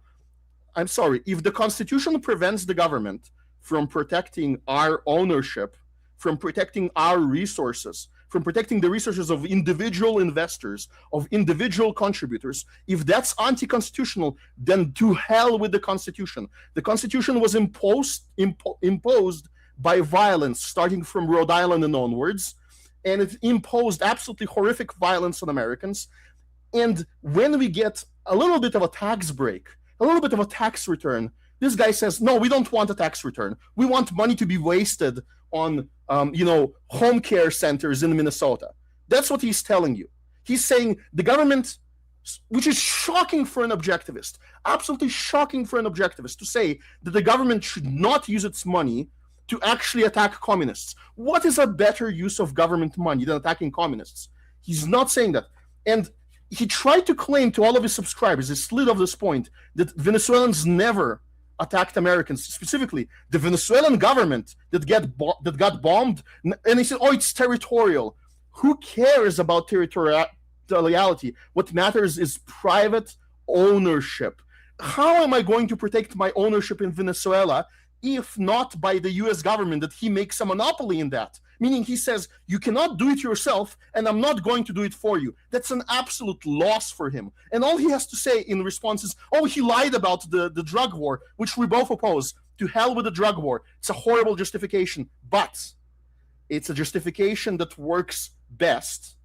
It's justification that works best if everything else is bullshit. If people believe in absolute nonsense terms like socialist ownership of resources underground, that just because you spawned in Venezuela and have done nothing to extract the oil, you somehow own this. This is his position. This is what he supported throughout the debate. And he's trying to keep Weasel away from this and misdirect from this.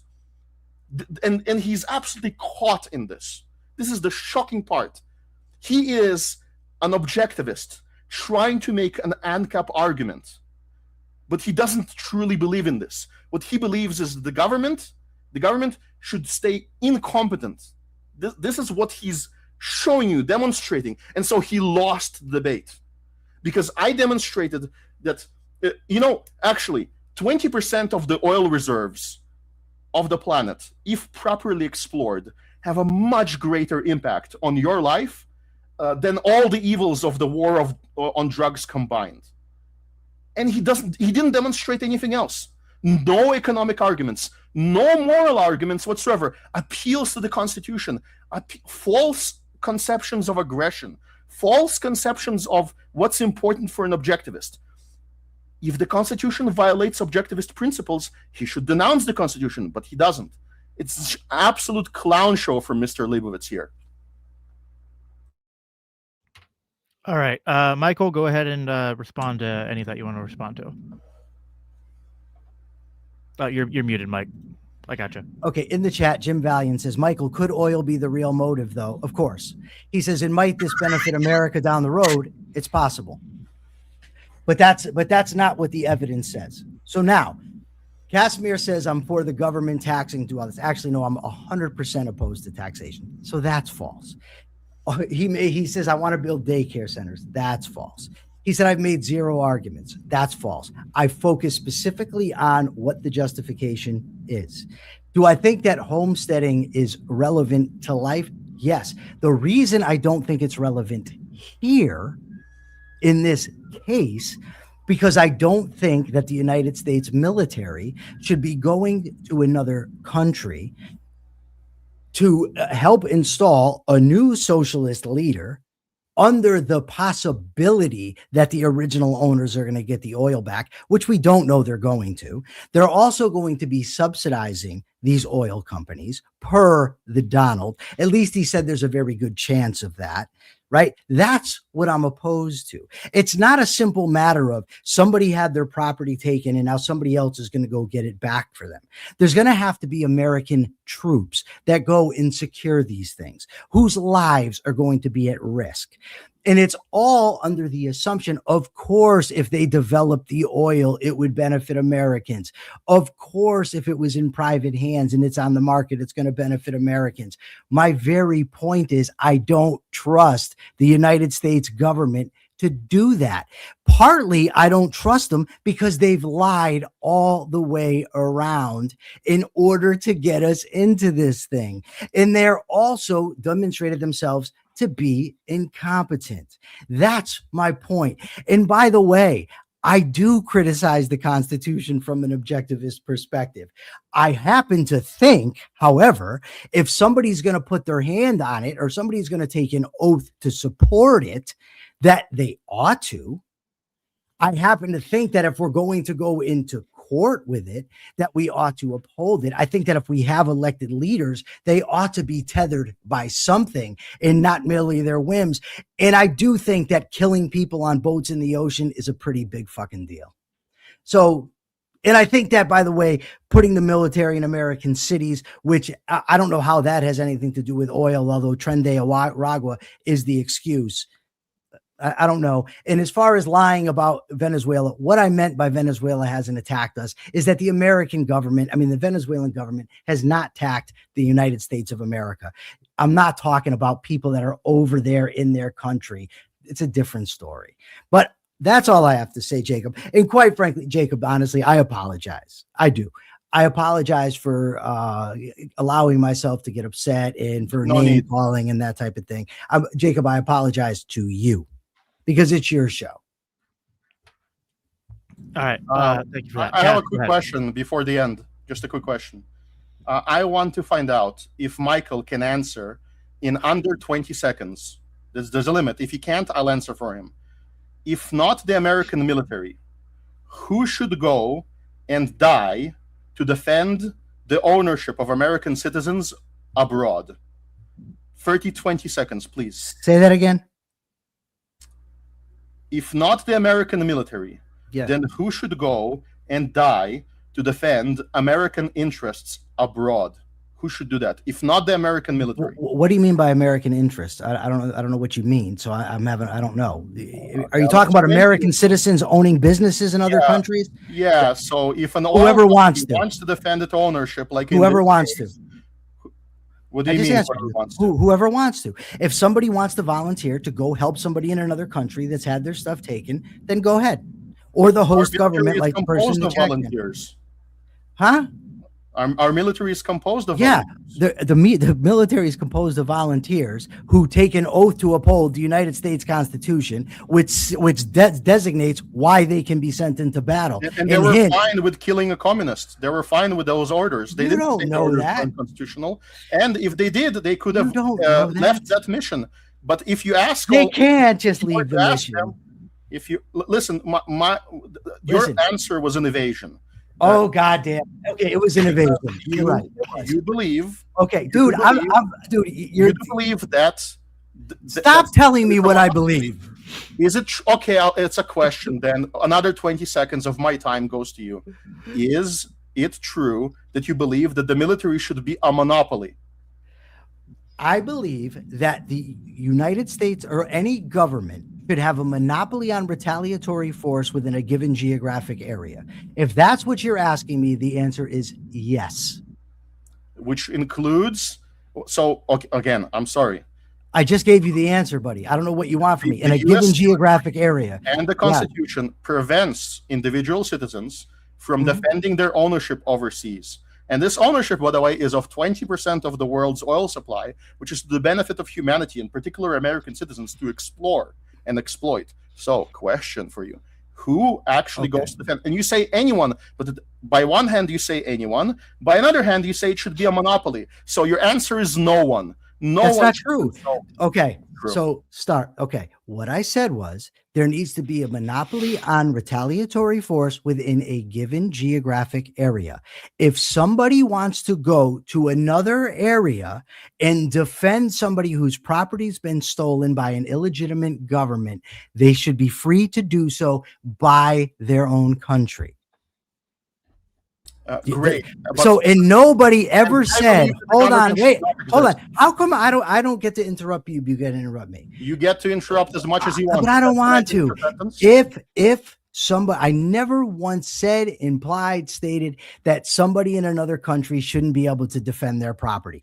That is again something the natural, logical conclusion of the No, it's not. No, it's not. Not even close. To say that some people shouldn't be forced to go to another country to defend them is not the same thing. I wish that the government, that the U.S. government, the current state, the people that enslaved Rhode Island, the people of 1913, the people of the stealing of the gold reserves from Americans, I wish that those people don't exist. However, on the one occasion when they do something to our benefit, on the one occasion when the broken clock says the right time, I'm going to applaud that and say huzzah, because it is great. And it is great regardless of all the other crimes they're committing, because they will commit those same crimes. They will do all of those same things. However, most of the presidents that we have are socialist sympathizers, like Obama and like Biden. And what they're going to do with a government like Venezuela is they're going to make it faster, and they're going to make it allied with BRICS, and they're going to allow Wagner mercenaries to go in there and to start assassinating leaders across South America, just like they did when they absolutely conquered Africa in the last 5 years. And what people like Michael Libetz is going to tell you, hey, just fund it yourselves. We're taking 50% of your income. If you're an oil company, probably a lot more than 50%. And we're not even going to defend what you own, even though it's the benefit of all Americans. This argument just doesn't... Casimir, but that's not even what's happening. Trump has said the money, a lot of it's going to go to the Venezuelan people. Trump said that. This isn't a simple... This isn't... People. This isn't a... How come... Listen, okay. All right, okay. Hold on, guys, like Michael, respond, and then we got to go to closing statements. Okay? All I'm going to say is this: much of this is highly irrelevant. This is not a simple case of where private property is being returned to the original private owners. That's not what's happening. Even if it was what's happening, that doesn't mean it trumps everything else that's going on, all the violations of rights that are taking place to pursue this, all the ramifications in terms of what Trump is emboldened to do. It doesn't mean it outweighs that. But the bottom line is that's not what's happening. It's not a matter of the people who homesteaded the land are getting their property back. That's not what's happening. All right. That's all. So Jacob, go ahead. All right. Casimir, let's let you start. Let's do 5-minute closing statements work for you. Flipped order. I started. I get to finish. Sure. Fine. Michael, 5-minute closing statement. Go ahead. My closing statement is simple. This whole debate was about whether Trump's actions towards Venezuela are to the benefit of the American people. There are a lot of actions involved here. The seizure of Maduro, the bombing of Venezuela, the bombing of drug boats, the deportations, the lies, all of this is part of it. And also we have what's coming in the future as a result, where Trump is now contemplating going after other countries.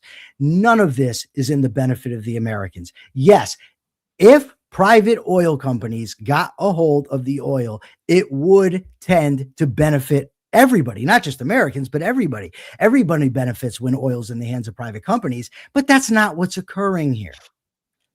You're going to have oil companies subsidized by the American taxpayer, protected by the American military, and then Trump and company are going to play a part in deciding who gets what. That's not simple private property being returned. Jacob, I appreciate you having me here. I got to admit, I was trying to have a little fun. I let my emotions out. I had a little fun with Casimir. I know he's an anger guy, but really, I'm fine. This was a fun time. Jacob, I apologize if I've disrespected you in any way, because I really do like you.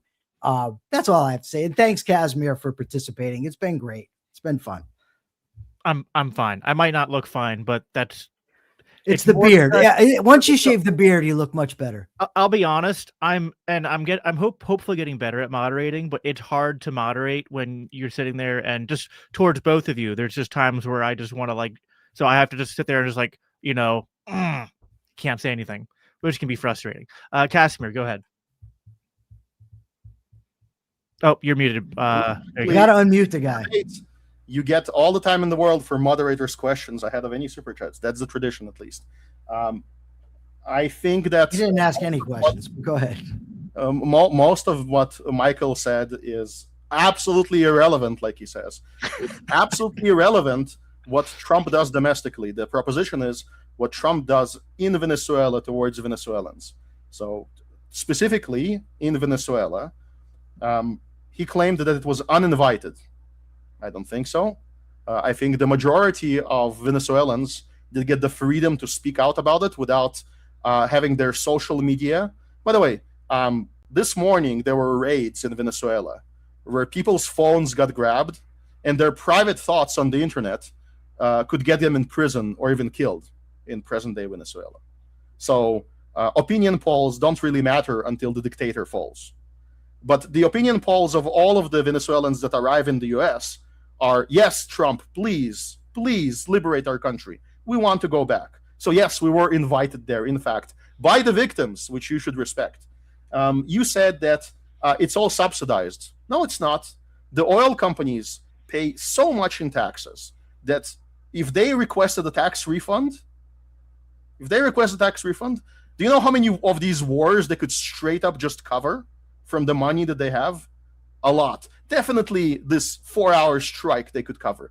Specifically, not just cover it in general, the excess expenditure which was spent on this action, because otherwise the carrier would have been somewhere else at sea, bombing, fish, which is what they do in quote unquote peacetime, threatening some other country. That's what they would have done. So you don't get a choice of the carrier disappearing. And in fact, Michael Leibovitz is against the carrier disappearing. So tough luck. He's against a pirate McDonald's owned or Elon Musk owned carrier. That's illegal, by the way, in reality. I know, we all live in an ANCAP utopia where people like me are right when there's covenant communities and 10,000 Liechtensteins across the United States. We all live in that in our minds, in our hearts. But in reality, we don't have that yet. Therefore, we just get to say, good job, incompetent socialists. For once, you attacked a communist instead of one of ours. Thanks. Now, he says that the military shouldn't be doing that. Nobody should be forced to do that. Nobody is forced to do that, in fact. But the military is not a social club. What a person when your son and daughter go to a military unit, that's a combat unit, what they're saying is they want to die in Valhalla. What they're saying is they want to protect American liberty in action. They don't want to shoot, some targets out at sea that don't shoot back. They want to kill communists. That's their reason for existence. This is what a military is for. And whether it's funded by the government or by a private military corporation, which is outlawed in the United States, a truly private one that's not funded by the government, it's completely outlawed. But if it was legal, then those same people from the same families with the same mothers would go die as private military contractors, because that is their reason to live. They believe that their goal in life is to do the actual work of destroying communists, not just yap on the internet like us. And if you asked any of them what they would rather do, they would rather parade around Washington or go and kill communists worldwide, they would probably answer you, we want to go and kill communists. We don't want to nation build. We want to get in there, strike at all their military targets, destroy as much of their military bases as possible, and then get out and laugh at them on social media and laugh at all the socialists crying about it. By doing so, by the way, the US military becomes the guerrilla in this fight. The US military can show up anywhere, strike anywhere, then get out and laugh about it. This is the proper use of the US military, not putting boots on the ground, which I hope they don't do. But even if they do make a mistake later, it doesn't mean that their current actions up to the moment of this debate weren't true, which they were. I don't know what else to say. I think that half of the arguments that Michael Leibowitz expressed were just absolute misdirections. And every part of the argument that I constructed, he just conceded on. He ended up conceding on homesteading. He ended up conceding on the fact that it does benefit most of the world. And now he has a doubt. The first step towards a target, and he has doubts. With that strategy, you just don't do anything. Now, I would love for the government to really not do anything, but he's against that too. Thank you. What was that? That was his timer alarm. Oh, All righty. Lots of shots fired, but it was a lot of. I mean, I was laughing at some of. I'm enjoying the chat. You've got a very eclectic audience. Yes. Well, I have a very eclectic guests and panels. So yeah. We've gathered quite a crew here, including the two of you who I've listen, hopefully, at the end of all of this, you guys can be, are chill. Cass is very strong-willed. He's kind of like well, I haven't blocked him yet. He's like single barrel whiskey. It just comes on really strong, and you grow a tolerance to it. I will never block you or Michael Leibowitz. I'll tell you the rules for me to get to block somebody, and I've expressed them. If somebody is spamming the same insult repeatedly, if you want to be in my comments and insult me every day, you have to be creative. That's fair. That's fair. All Why right. do I got to tell you, can I just be honest about something real quick? I get the sense that having a beer with Casimir, and I don't drink anymore, but would be an absolute blast. I think that getting drunk at a bar with him and getting him all wound up would be the bee's knees. Yes, I concur with that. All right, we'll start getting to all of your drinks for that. We can get wound up without it. Yes, we can. Yes, we can. Jacob, I want to just one real quick. I want to tell you about the audience, because I'm looking at the what they're saying. I saw a clip today of Tony Robbins interview. He was doing an experiment with Theo Von. So he tells Theo Von, he said, I want you to look around this room and find everything brown. Now close your eyes and tell me everything brown. He said, you're seeing everything's brown, right? Like everything. He said, now open your eyes and tell me what's red. He said, close your eyes and now tell me what's red. And everything was red.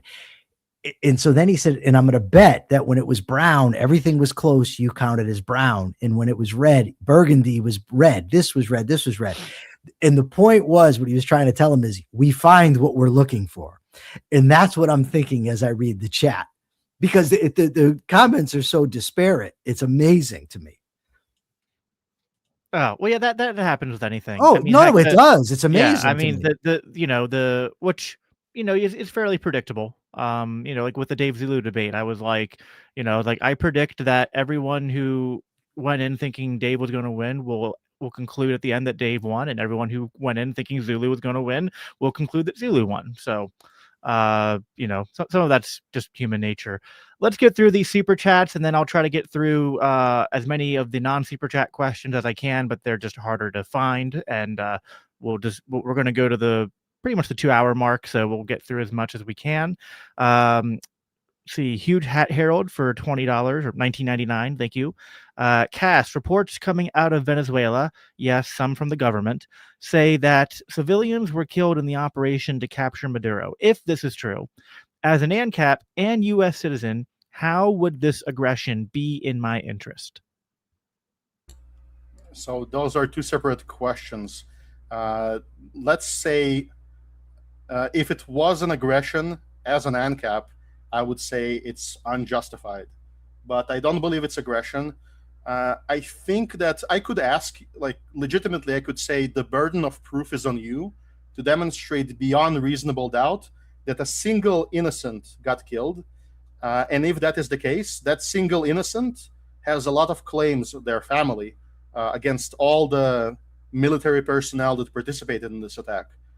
However, it is a very high burden of proof to show on an individual level. What typically happens, and what many don't understand, is a point of disagreement among ANCAPs, I think objectivists as well, is the euphemism is collateral damage. But let's say unintentional killing in acts of war.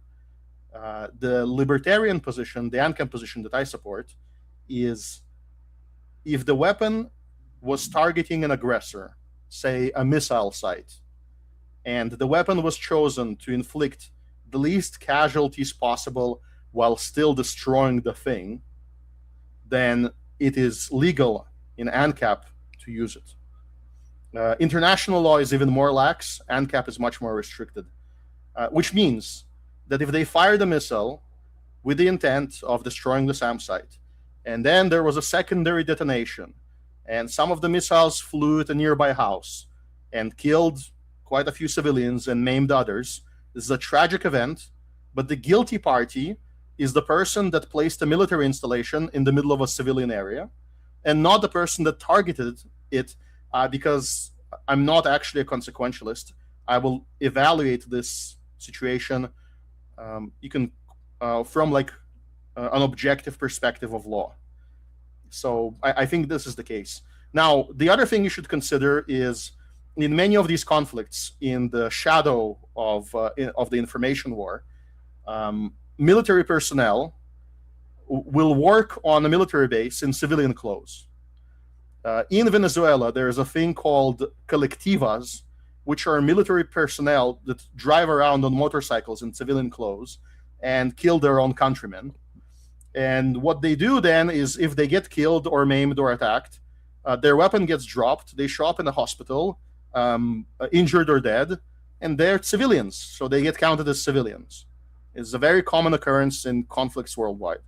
And so it's very difficult to determine it, but I gave you like the rule that I would use.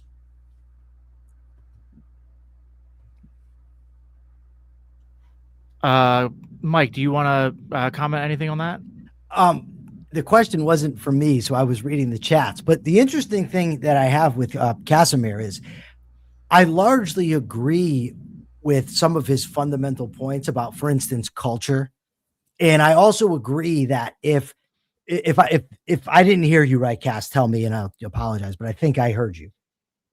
That if I go and I attack Jacob and then I go and hide behind Cass, if Jacob tries to assault me and inadvertently hits Cass, it's on me.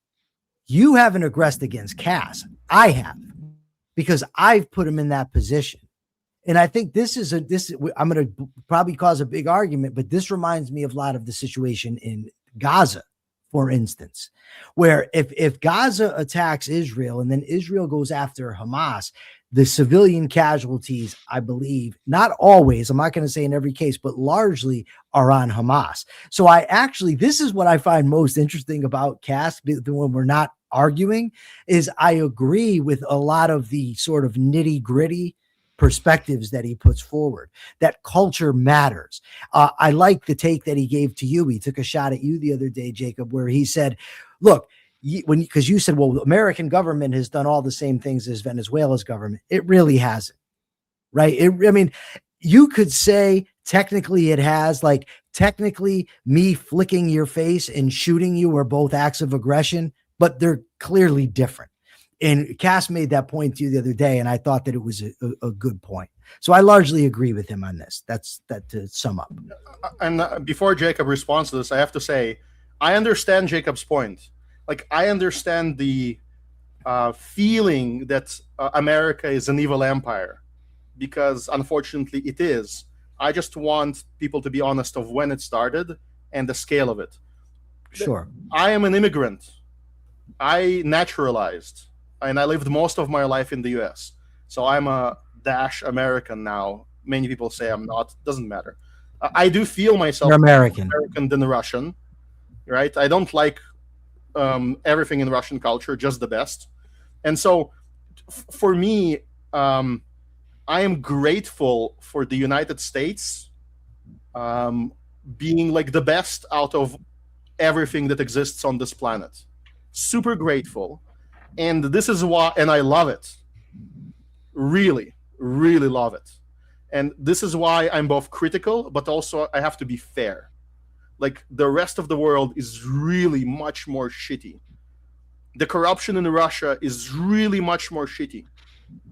Here, and I have a clear reason why. The reason why is because we're armed to the teeth. It's the only distinction I see. It's because we have more guns than people, and we'll print a lot more. Not me personally, I'm in New York, but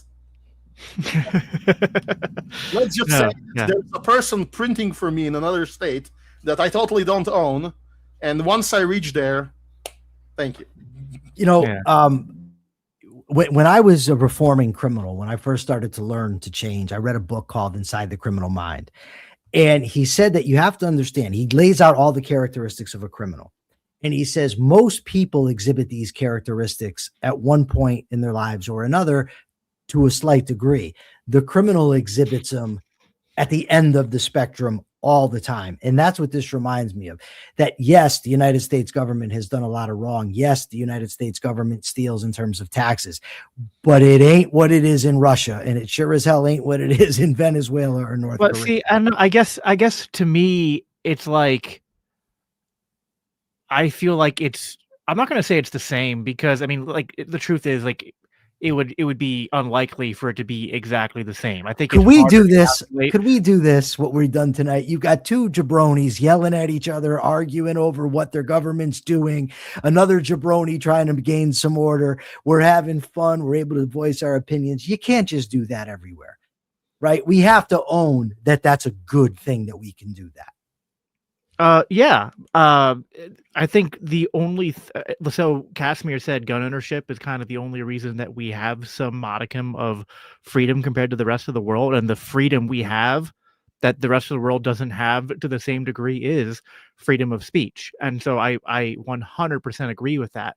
But if we're just talking about the evils waged by the government, it's like, if we're talking about torture, if we're talking about killing political opponents, if we're talking about theft and economic devastation, I'm just like, we can, nitpick over degrees of scale, because then it's like, well, it's not exactly apples to apples, because it's like what Maduro did was like concentrated mostly to his people, whereas the American government is like, it's a lot because it's kind of spread out across, like, not just the domestic population, but all the different areas where our military and presence are felt. So I think the calculation is complicated, and it's not that I'm sitting here trying to say that I would rather live under it. It's actually like, I would rather be a citizen of the American government than have to live in a different country and be a victim of not only a different government, but also a victim of American foreign policy. So, but that's a discussion probably for another time, but those are just my thoughts since it came up a little bit. Also, the Israel stuff is like, I actually kind of agree in principle with what you guys are saying. I just think that when you actually look at the on the ground facts of like what's being done, it's way more than what people who are on the pro-Israel side like to admit. In the on the ledger of, this wasn't just like there was no other way except to use this exact lethal means in this, like for sure, some of those things happen, and there are instances where Hamas is hiding in civilian areas and using people as human shields, but it's just not to the degree where it's like the 10, all of the whatever estimate you believe, 20,000, 40,000, 50,000 civilians that have died can be completely attributed just to that, and not also just the general like uh what states. And listen, Israel's not special. Every state military does this. They don't wage war well, and they this is why we're against socialized defense. At least Casimir and I as ANCAPs. Yesterday I was trolled a good part of the day by Gene Epstein and Sheldon Richman harassing me about Israel. Epstein gave me this book to read by Benny Morris. I told him I'd read it. I haven't had a chance to even crack it, and they're sending me email after email, trolling me. It's like the highlight of my life after 25 years in prison, getting trolled by Sheldon Richman, whose columns I used to read when I was incarcerated. Great stuff. Yeah, no, that's cool. All right, let's get through some more of these comments here. We have oh gosh, can I remember how to pronounce your name, brother? AT Alien 715 for $20. Thank you for that. If the U.S. normalizes seizing leaders abroad for security, how does that precedent affect Americans when other powers respond in kind through escalation, sanctions, or expanded state power at home? I think that's mostly meant for you, Casimir, but we can all chime in on it. I have a very brief answer for you. The ship has sailed. I'm sorry. Last 100 years, the ship has sailed. It's already a precedent. It's been even probably before Panama. There are attacks that I forgot. Panama is a definite one with, I think it's Bush Sr. and then Obama. All the justifications are always flimsy. They're always lies.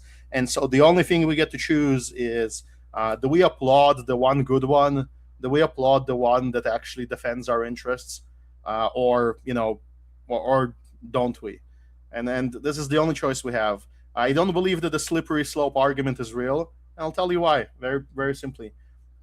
Americans are armed, and any attempts to repeat the debacle, I hope any attempts to repeat the debacle of Afghanistan is going to be stopped on the streets. There's going to be such a left-right unity if this actually happens, like you wouldn't believe. So I think that this fear is the only thing that actually protects us, not any precedent. Trust me, every single rule, law, constitution will be violated as soon as we're disarmed, as 2020 has demonstrated to everybody. That's fair. Mike, anything you want to add to that, or?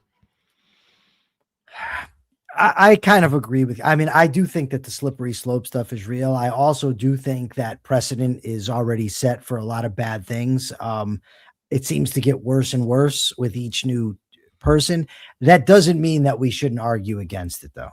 Like, one of my big bugaboos about this whole thing, honestly, when it comes to the Constitution, is originalism. My entire life, I've heard conservatives yapping about constitutional originalism and how important it is and how the Democrats and the left are destroying it. But now when their guys in office, all of a sudden originalism doesn't matter anymore. And it's like, come on. What did you do, Jacob? You took off? What? No, I that's part of my frustration too, is that like I kind of get Casimir's point that like that cat is out of the bag and it's hard to put back in, but it's also like I have friends, like one friend in particular I go to church with, who just tells me, because like I'm really big into foreign policy and paying attention to what's going on, and he's like, Jacob, I just don't care about foreign policy. I only care about like what is going on here domestically, what my government does to me. And I'm just like, yeah, but like it's connected. And I think there's truth to this sort of like even though I'm an ANCAP, it's not that I can't recognize that some states are worse than others. And I would rather live under a constitutional republic sort of designed by our founding fathers, even though I agree with, like, Casimir, that it was imposed by violence. So all this stuff is kind of like, compared to what, right? Like, so we should have stayed with the Articles of Confederation. The Constitution was How was that absolutely. imposed? How was what imposed? The article. I Constitution? can answer you. We should have a stream about this, Michael. Maybe we'll bring a few more people. I'll give you the research, but let's just say that the Articles of Confederation were signed by every state voluntarily, and there was no controversy about whether to do it. There was initial controversy about attacking the British. Once they attacked the British, they understood they have to be united. Yeah, no, you're right. You're right about that. Sorry, with the U.S. Constitution, the original sin you should look at is Rhode Island. Yeah. Americans, if they found out how Rhode Island was founded, it was founded by purchase, and how it became part of the U.S. Constitution, that was the first crime. And once you have the initial crime, the whole thing gets corrupted. I really look at it as the initial corruption. No, I've made the argument a million. How old are you, Casimir, if you don't mind me asking? Very. You're my age. You're up around 50. Let's say I was born in the USSR. Oh, okay. But that could have been in the 80s. But I've been making the argument for a long time. Yeah, under the Articles of Confederation, amendment required all 13 states. The Constitution, when they went to the convention, only required 9. It wasn't to the states, it was to the people, so it was altered. I agree with that.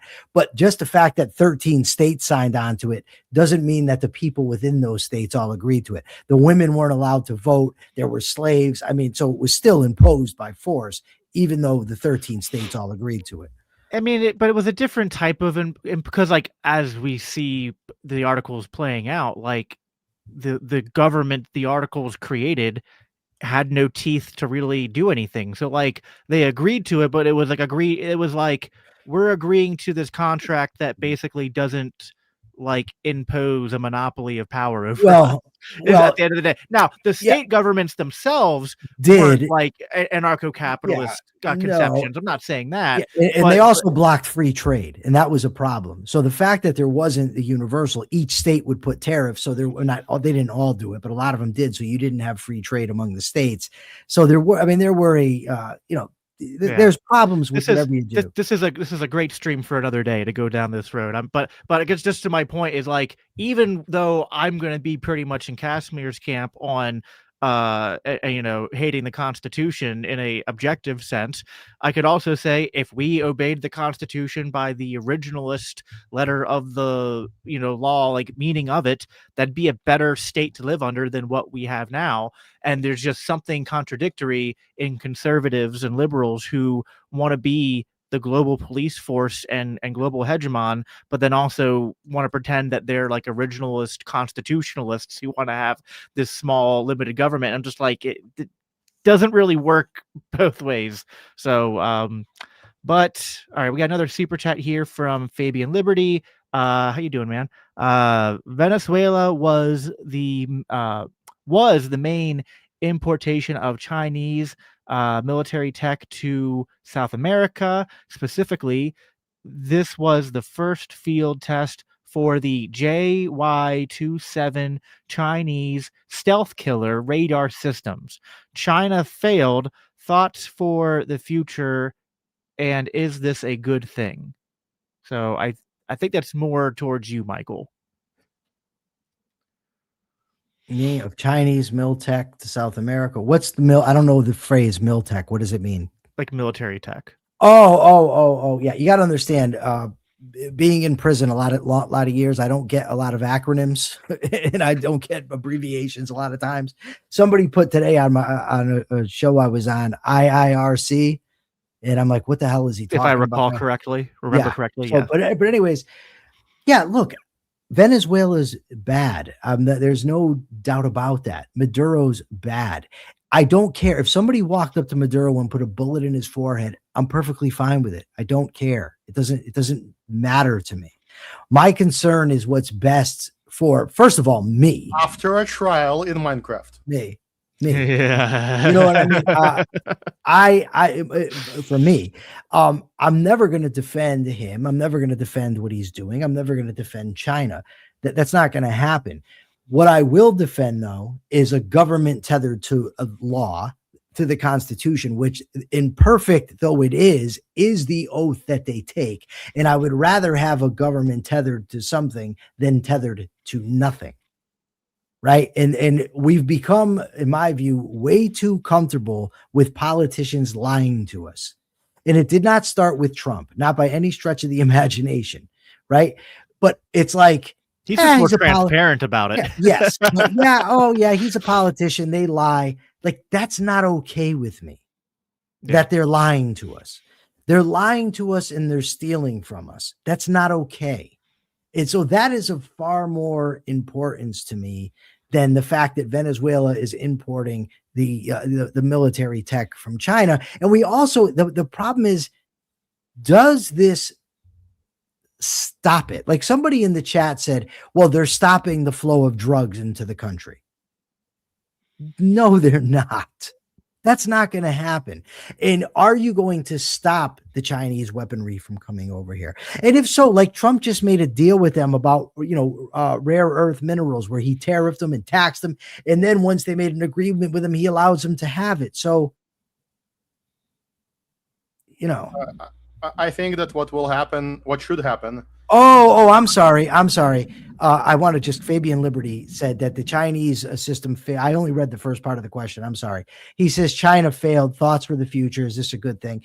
Anytime communists fail, it's a good thing. Fair enough. Casimir, did you want to say something quick? I don't know whether that's going to be good or bad. Maybe it will help them, improve it. Well, that's a good We point. don't know what actually happened, whether it was used or shut down. I think that there are two things I wanted to say earlier. I didn't get to say in the debate. I always like to find some point where I say, well, what's my proposal? What do I see as the way to do things? I think as long as we have a military, I want to see as many of these strikes as possible and as random as possible. Today, Venezuela, Maduro. Tomorrow, some guy in Cuba. And then next day, some guy in Mexico. We have this word called terrorism, which is when you use terror against civilians to affect political change. And that's evil. We agree that it's evil. However, we need a new word where you terrorize, quote unquote, or terrify, let's just say, agents of the state, specifically communists. And that's the exact opposite, because it's defensive. So defensively putting the fear of God into various communist leaders is good. And you don't have to be successful. In fact, being in a guerrilla mindset about these attacks is probably the best strategy. We are in the ocean, somewhere floating, and then bam, goes that country, bam, goes this world leader. And they all live in absolute fear. In fact, when the United States started doing that in the 90s, and there was some conservation, some conservative element about this where, we don't do nation building. I think for a brief moment it was effective because people like Libya's Gaddafi, lots of strong words, but in action, he became a lot more quote unquote peaceful. He started talking about restitution for some of his victims. He started trying to clean up his image. And internally, he started sharing a lot of resources with these people. So I understand why, the BRICS crowd was heavily amped up by him, like a model socialist, because he started becoming that. And I think the feud that he had with the French that resulted in his downfall was some kind of a tragic book that somebody will write, because these are two rival gangs, and one of them started making steps towards amends. And the reason why he did it was because he thought it would literally preserve his hide. Unfortunately, our leaders decided that chaos is better. And really, Leibovitz, Michael here has an argument. If he would have proven that this attack on Venezuela would cause chaos and an even more evil faction like Islamists to take power in Venezuela, I would probably not agree to this debate. I would probably say, well, shit, I'm lost. One of the reasons why I don't think it will happen is because there's no Islamism, there's no fanaticism in Venezuela. Even the socialists are Christian types by culture, and so I think they have a lot more hope. Yeah. I want to say something. Can I please, Jacob? It's Sure. just something that just really gripped me, and I'm feeling very powerful and very sad. I didn't know you were born in the USSR, Casimir. And I hate communists. I hate them because of what I know they can do. I can only imagine that you've had family that have actually suffered from these bastards. And I know that that must fuel you and fuel your hatred for them and to want to see them suffer. And I don't blame you at all. And I empathize with you. That's all. I just empathize with you. I'll tell you, it doesn't really, only intellectually. I get infuriated by them intellectually because I know they're evil, not directly. My family was blessed. Most of my people survived World War II. On one side of my family, I do believe one of my ancestors died in Austria to the Nazis, most likely, like disappeared in the 30s. And so I have a bone to pick about that. I do hate communists, but not in. But when I was born in the USSR, communism was fake, and the other word that YouTube doesn't allow, and it was so fake that even the communists had trouble believing in it. It was basically a petro country, and as soon as the petro export declined, they had to surrender.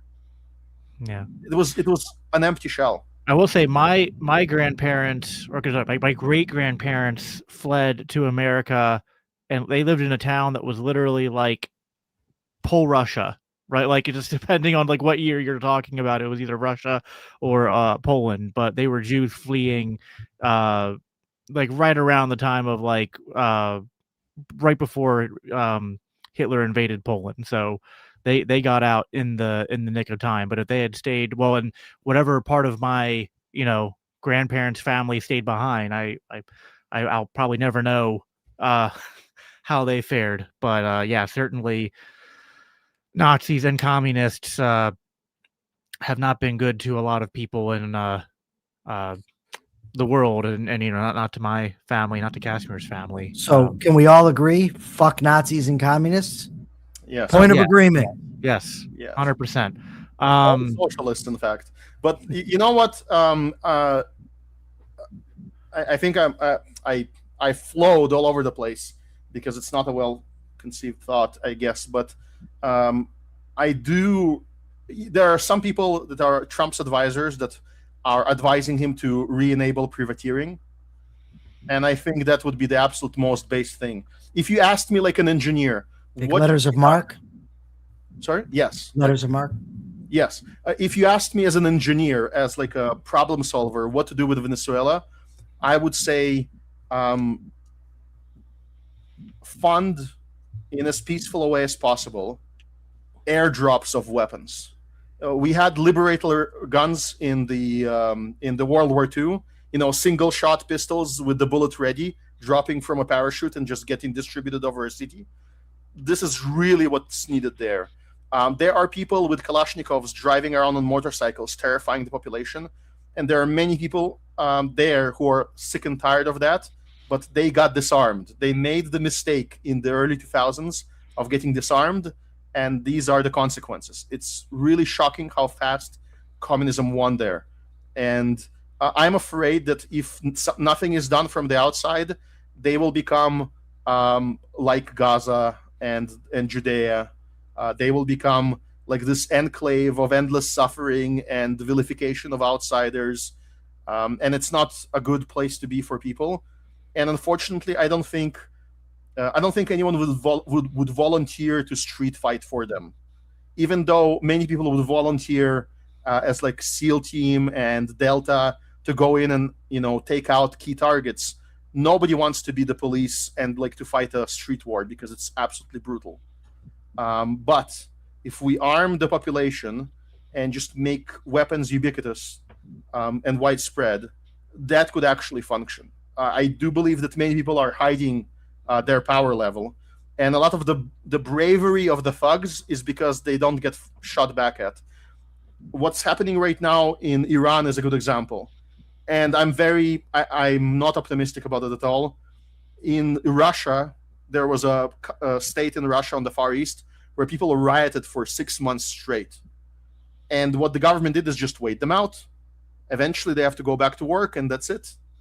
That's it. And so I believe that there's a chance in Iran they will just wait them out. And when I see, like all of these motorcycle thugs in a video coming in a street in Iran, and somebody uses an improvised flamethrower against them, and it's ineffective, and he runs away, that's tragic. Because if I had all of my resources, some of my donations would go to that land, to those airdrops. I would really want to contribute to something like this, to say, yes, I tried to help you guys, and I hope to do it voluntarily. That's awesome, dude. Respect. Quick question for you, Casimir. And we might not have time to tackle this with a lot of time, just with how much limited time we have left. But clarify for me: are you saying that essentially Trump did what he did, and it's going to result in some good, but you wouldn't necessarily advocate for him to do that? Or would you say that this is something that ANCAP should advocate for? Because that does matter to me. Like, if you're saying that ANCAP should want America and want statesmen like Trump to decide to use the military in this way, are you saying that, well, we don't want them to do anything, but if they act, this is preferable to other actions they might take with the military? Yeah, this is a common misconception. It's like, let's say there is, as an ANCAP, you look at the trolley problem. There's a lever. As an ANCAP, you are not allowed to pull the lever yourself, because you're not allowed to aggress against the one innocent to save the five. However, if there's someone else that stands there and he's not an ANCAP, and you yell at them, save the five, that's perfectly legal. Because it's the same argument as for voting. I'm voting between one evil and another evil. I'm voting for the lesser evil. As long as I don't promote, I don't conspire with, participate in the evil, I'm just like a hostage choosing the lesser one, I'm fine. Similar here, it's like, yes, it's a broken clock. Yes, it's an ineffective means of defense, and the private production of defense should be better. And how close to Michael's, minarchy should it be formulated? In fact, I think that if I spoke with Michael long enough to explain to him the format of the Hopi and Covenant community, it could convert him potentially, because that's how it converted me. I was in his position 10 years ago. I said, small government, but who's going to destroy all the thugs worldwide? And now I think that private actors will be able to do so. They are basically regional monopolies, except the monopoly is by merit. You purchased the land. You invited all the tenants, and they voluntarily joined you. They voluntarily serve in your military, and get paid to participate. So I think we're actually very close in our ideals. He doesn't believe in it being possible to be totally private. And we're actually close, because the end format is very much the same. A gigantic covenant. I was getting his state. I was getting tons of shit from the Zulu crowd for saying this the last couple of months, but I was like, true minarchists like Michael, I think, are fellow travelers of ANCAPs like you and me, even if there are some slight philosophical disagreements. But it's like the things we're advocating for in terms of how society would organize are pretty close cousins in my we in disagree about what the most effective means are, not about what the end should be. I think all three of us want human beings to be free, to make their own decisions, to own their own property, to be able to do with their own bodies and their own lives whatever they want. I mean, I think we'd all want that. It's just a matter of what we think or how we think that best is implemented. Yeah, I think it's good enough for the time we have here. Yeah, because like just to wrap a bow on what I was asking you, Casimir, because like I was thinking about this, and like there could be a slippery slope to someone saying, you arguing for this could also be an argument for, well, Trump should close the borders, because if you're going to have a border, then he should keep out the undesirables and the communists and the Islamists and anyone who is not conducive to a culture who values liberty. But I know you would say ANCAP should not, like, you would say we might not want those people here, but we should not advocate for government to control immigration, even if that comes at a cost of people coming here we don't want to come here. Can we answer this question from Jim Valiant? I'm sorry. Go ahead. No, I'm sorry. Unfortunately, that's not the format. If the format was that we ask a person, "Are you a communist?" and he signs on a document, "I'm not a communist," he enters the United States, and he said, and then he joins the Communist Party or the Democratic Socialists of America, and then we capture him and we boot him naked to the other side of the border, that would be legal because he's an aggressor. And he like lied about it, but more importantly, he aggressed. So the problem is the government doesn't do that. It also doesn't allow people to go to an empty home like place to homestead it. So there is a lot of arguments that are hidden because we disagree on fundamentals. But I can make Liquid Zulu and other open border enthusiasts concede on many points, which they don't even get to argue because the argument gets stuck in the originating principle.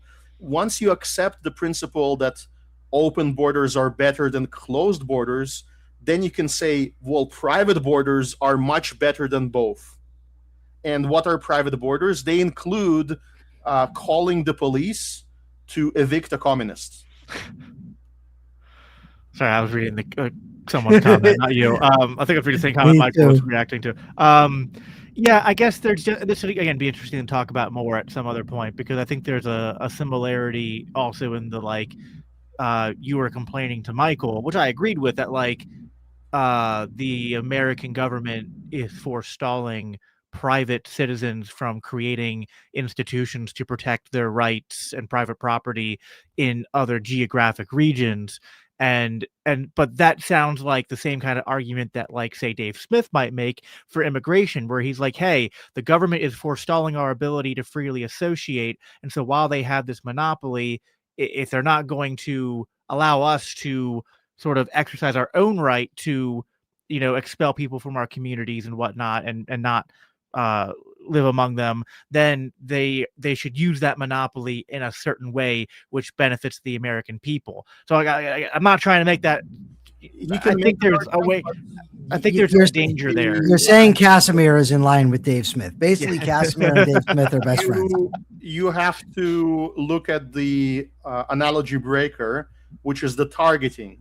So in Venezuela, if civilians were targeted, like deliberately, then we would say that's it. That's checkmate. That's awful. However, civilians are not targeted. There's no evidence of that. However, when the government implements closed borders, civilians are overwhelmingly targeted. It's Liquid Zulu gets stuck in Scotland instead of living in New Hampshire, right? It's him and everybody like him who is freedom loving that gets targeted. Well, I've already said that I would crowd, I would create whatever it is, GoFundMe, crowdfund, whatever. We will get Liquid Zulu sponsored to come to the States in my Hoppian border system. Anyway, let's get through the last few of these chats here. Huge Harold for $5. Thank you very much. The debate aside, and despite Leibowitz's comments to the contrary, Casimir's fit is fire. Yeah, What is fit? What is that? oh, outfit. Yeah, the Zoomer word for outfit. Yes. I'm role playing as the Amish, and they like it. Yes. Yeah. All right. That was all the super chats. There was a couple comments I flagged. Just we'll read here quick at the end. This one, I never considered being hoppy until now. Casimir or Jacob, what's your recommendation to start? I don't know where you're starting from. So, I mean, there's a lot of great places to start to understand. Like, if you don't even understand, like if you're starting out and you're like, ooh, I want to be an ANCAP, and you haven't fully digested ANCAP literature, it's like, if you want something more meaty, there's The Ethics of Liberty by Rothbard. I will recommend, even though I have some qualms with little nitpicks, but Liquid Zulu's course is a great way to get introduced to sort of ANCAP theory. If you want more Hoppa's done a bunch of articles and stuff on specific things like the private production of defense and whatnot, in terms of like how how a free society could handle things. I don't know what your favorite Hoppa book is. I mean, I think Democracy of the God That Failed is always a great place to start, but you might have different recommendation. It's a fun book. I think that if you're interested in like the law explained in a very good language, then you should watch a lecture by Stephen Kinsella and then check out his book, The Legal Foundations for a Free Society. I have some qualms with the book as well, but from what I did read, it was very, very sort of well written. He is a professional lawyer, and so he's good with words and good with explaining things in a simple way, but not shallow. Okay? And don't call him Steven. Stefan. Sorry, Stefan Kinsella. Yeah. Sorry, and he has a brilliant lecture that I would start from on YouTube. It's called John Locke's biggest mistake. Yeah. Find the video that's posted on his channel. It has so many beautifully concise points that explain to you what is libertarianism specifically and what isn't. I don't know, you call it right libertarianism or true libertarianism. And I think Michael would benefit from watching that video as well, because it also handles the linguistics, like the error in the words that we use. There's a lot of statist mysticism in the language that we're employing. Do you have any idea how much Kinsella I've read? I've debated him like 4 times. I don't just go into debates blind. Kinsella's a great resource. He's done a good job. As also my my co-patriot here at LCI, Kerry Baldwin, are the two I've read who have done a good job of making Lockean critiques of Locke in favor of arguing towards ANCAP ideas. I think A Theory of Socialism and Capitalism is also a good one. It helps to explain the meme of why the bottom right quadrant of the political grid is ANCAP and everything else is communism. Like it's basically the meme is the book is the written form and the meme is the short condensed form. Yeah, I'd love to hear his take on why Mises was a communist. Mises just didn't have Mises is like someone who just didn't have who was like a really brilliant scientist before like the best Newtonian physicist before Einstein came about, right? Like, just you really think Mises didn't hear the arguments that were being put forth at that time for anarcho-capitalism? He taught both Reisman and Rothbard, who back then were both ANCAPs. The problem with Rothbard and everybody else at the time, and it's a problem possibly, I don't know, with ANCAP in general, is that it's actually much younger than people understand. Many of the books that I would consider key were written towards the end of Rothbard's life, and he had to concede arguments. He was very open about it. He said, "Well, Hoppe fleshed it out," and I think the same thing is happening to Hoppe.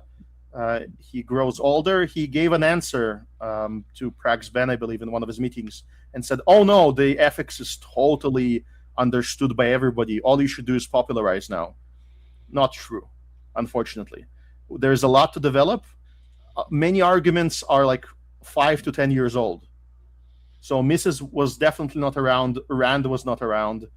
A lot of the things that trouble people start getting answered, and that's what convinced me. Without those arguments, I started out mocking ANCAPs because I didn't understand, and I started reading more recent stuff, and people convinced me by pushing me to be consistent and principled. And that's a core disagreement here. Well, we will do a separate stream in the future where we just we're the three of us talk about this stuff more. But we're short on time. I want to get you guys out of here. 2 more super chats that were added in real quick. $2 from Griffin Gaming 4474 said Hoppe is based. Enough said. I'm sure you like Hoppe too, even if you don't agree with everything he said, Michael. I've only read Hoppe on argumentation ethics and epistemology. I haven't gotten into the law stuff or his economic stuff. We're limited in our time of what we can read. And hosting a podcast, I'm constantly barraged with stuff. Somebody will send me, "You got to read this book to interview me." I know. Yeah. You know what I mean? It's like, Yeah, no, I have like five books on my to read list right now. If you want to like a critique of our enemies, the best guy who unfortunately took a hiatus, a break from YouTube, is Tick History. Absolutely brilliant, with most of his takes on definitions, most of his takes on the nature of socialism and communism and National Socialism and fascism. His insights into this got so much enriched by interaction with Piekov and the objectivists that really towards the last 2 years of his work, he did brilliant stuff. And you just take his video and you get like an absolute destroying argument against, say, a Germany fan National Socialist. You take any position that they have, and he has a video demolishing it with references to every possible source, with analysis of those sources, and with the empirics of it, and with the philosophy of it. Just brilliant videos. I hope he comes back, and I hope objectivism makes him even stronger. Well, we'll leave the objectivism inside baseball for another show as well. I don't want to get. I'm not going to get in the middle of the objectivist infighting. The last super chat here from Griffin Gaming again said the private production of Defense by Hoppe is a good place to start. Yes, 100% agree with that. I do think that is one of the more, I think we have good answers for it, but I do think one of the most legitimate criticisms or questions for ANCAPs is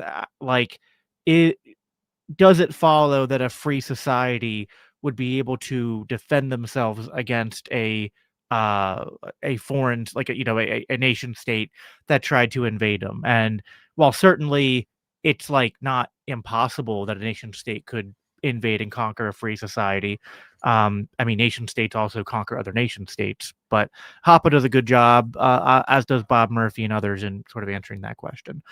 All right. Thank you, gentlemen, for being here. Thank you, everyone, for tuning in. I'm usually here every Monday night, but we've been doing more extra content lately. So if you like these kinds of conversations, having a wide variety of guests and opinions shared, please make sure you subscribe. Again, like this video, share it. We appreciate it. I'm sure I'll be having these gentlemen back on at some point in the future. Make sure you check out Michael. Michael, where can people follow you on Twitter or X, whatever we're calling it? Well, it's on X. I am at Lebo is out. It's not out of the closet. It's just the handle I chose when I got out of prison. So it was Lebo is out. I didn't think it through before I made it the handle, and now I don't want to change it. So that's where you can find me on X, Facebook, Instagram. It's just Michael Leibowitz. I'm all over the joint. Awesome.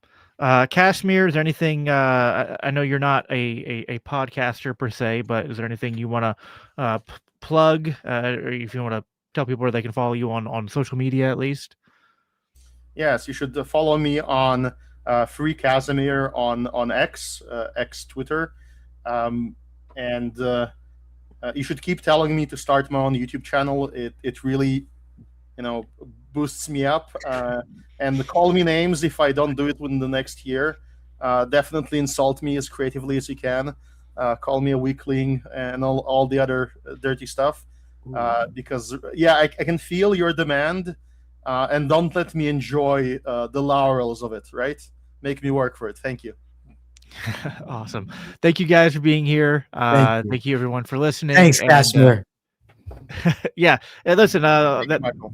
you guys did a good job. It was a lot of there were fireworks. Everything ended on a good note. I'm happy. So I hope I proved that I can be as big a dick as Kashmir. If I was able to prove that, then it's a victory for everybody. It's better than the alternative. Trust me. Gosh. All right. We're going to let everyone go. Everyone, we'll talk to you. I'll be back again here next Monday at 8 o'clock. We'll see you then.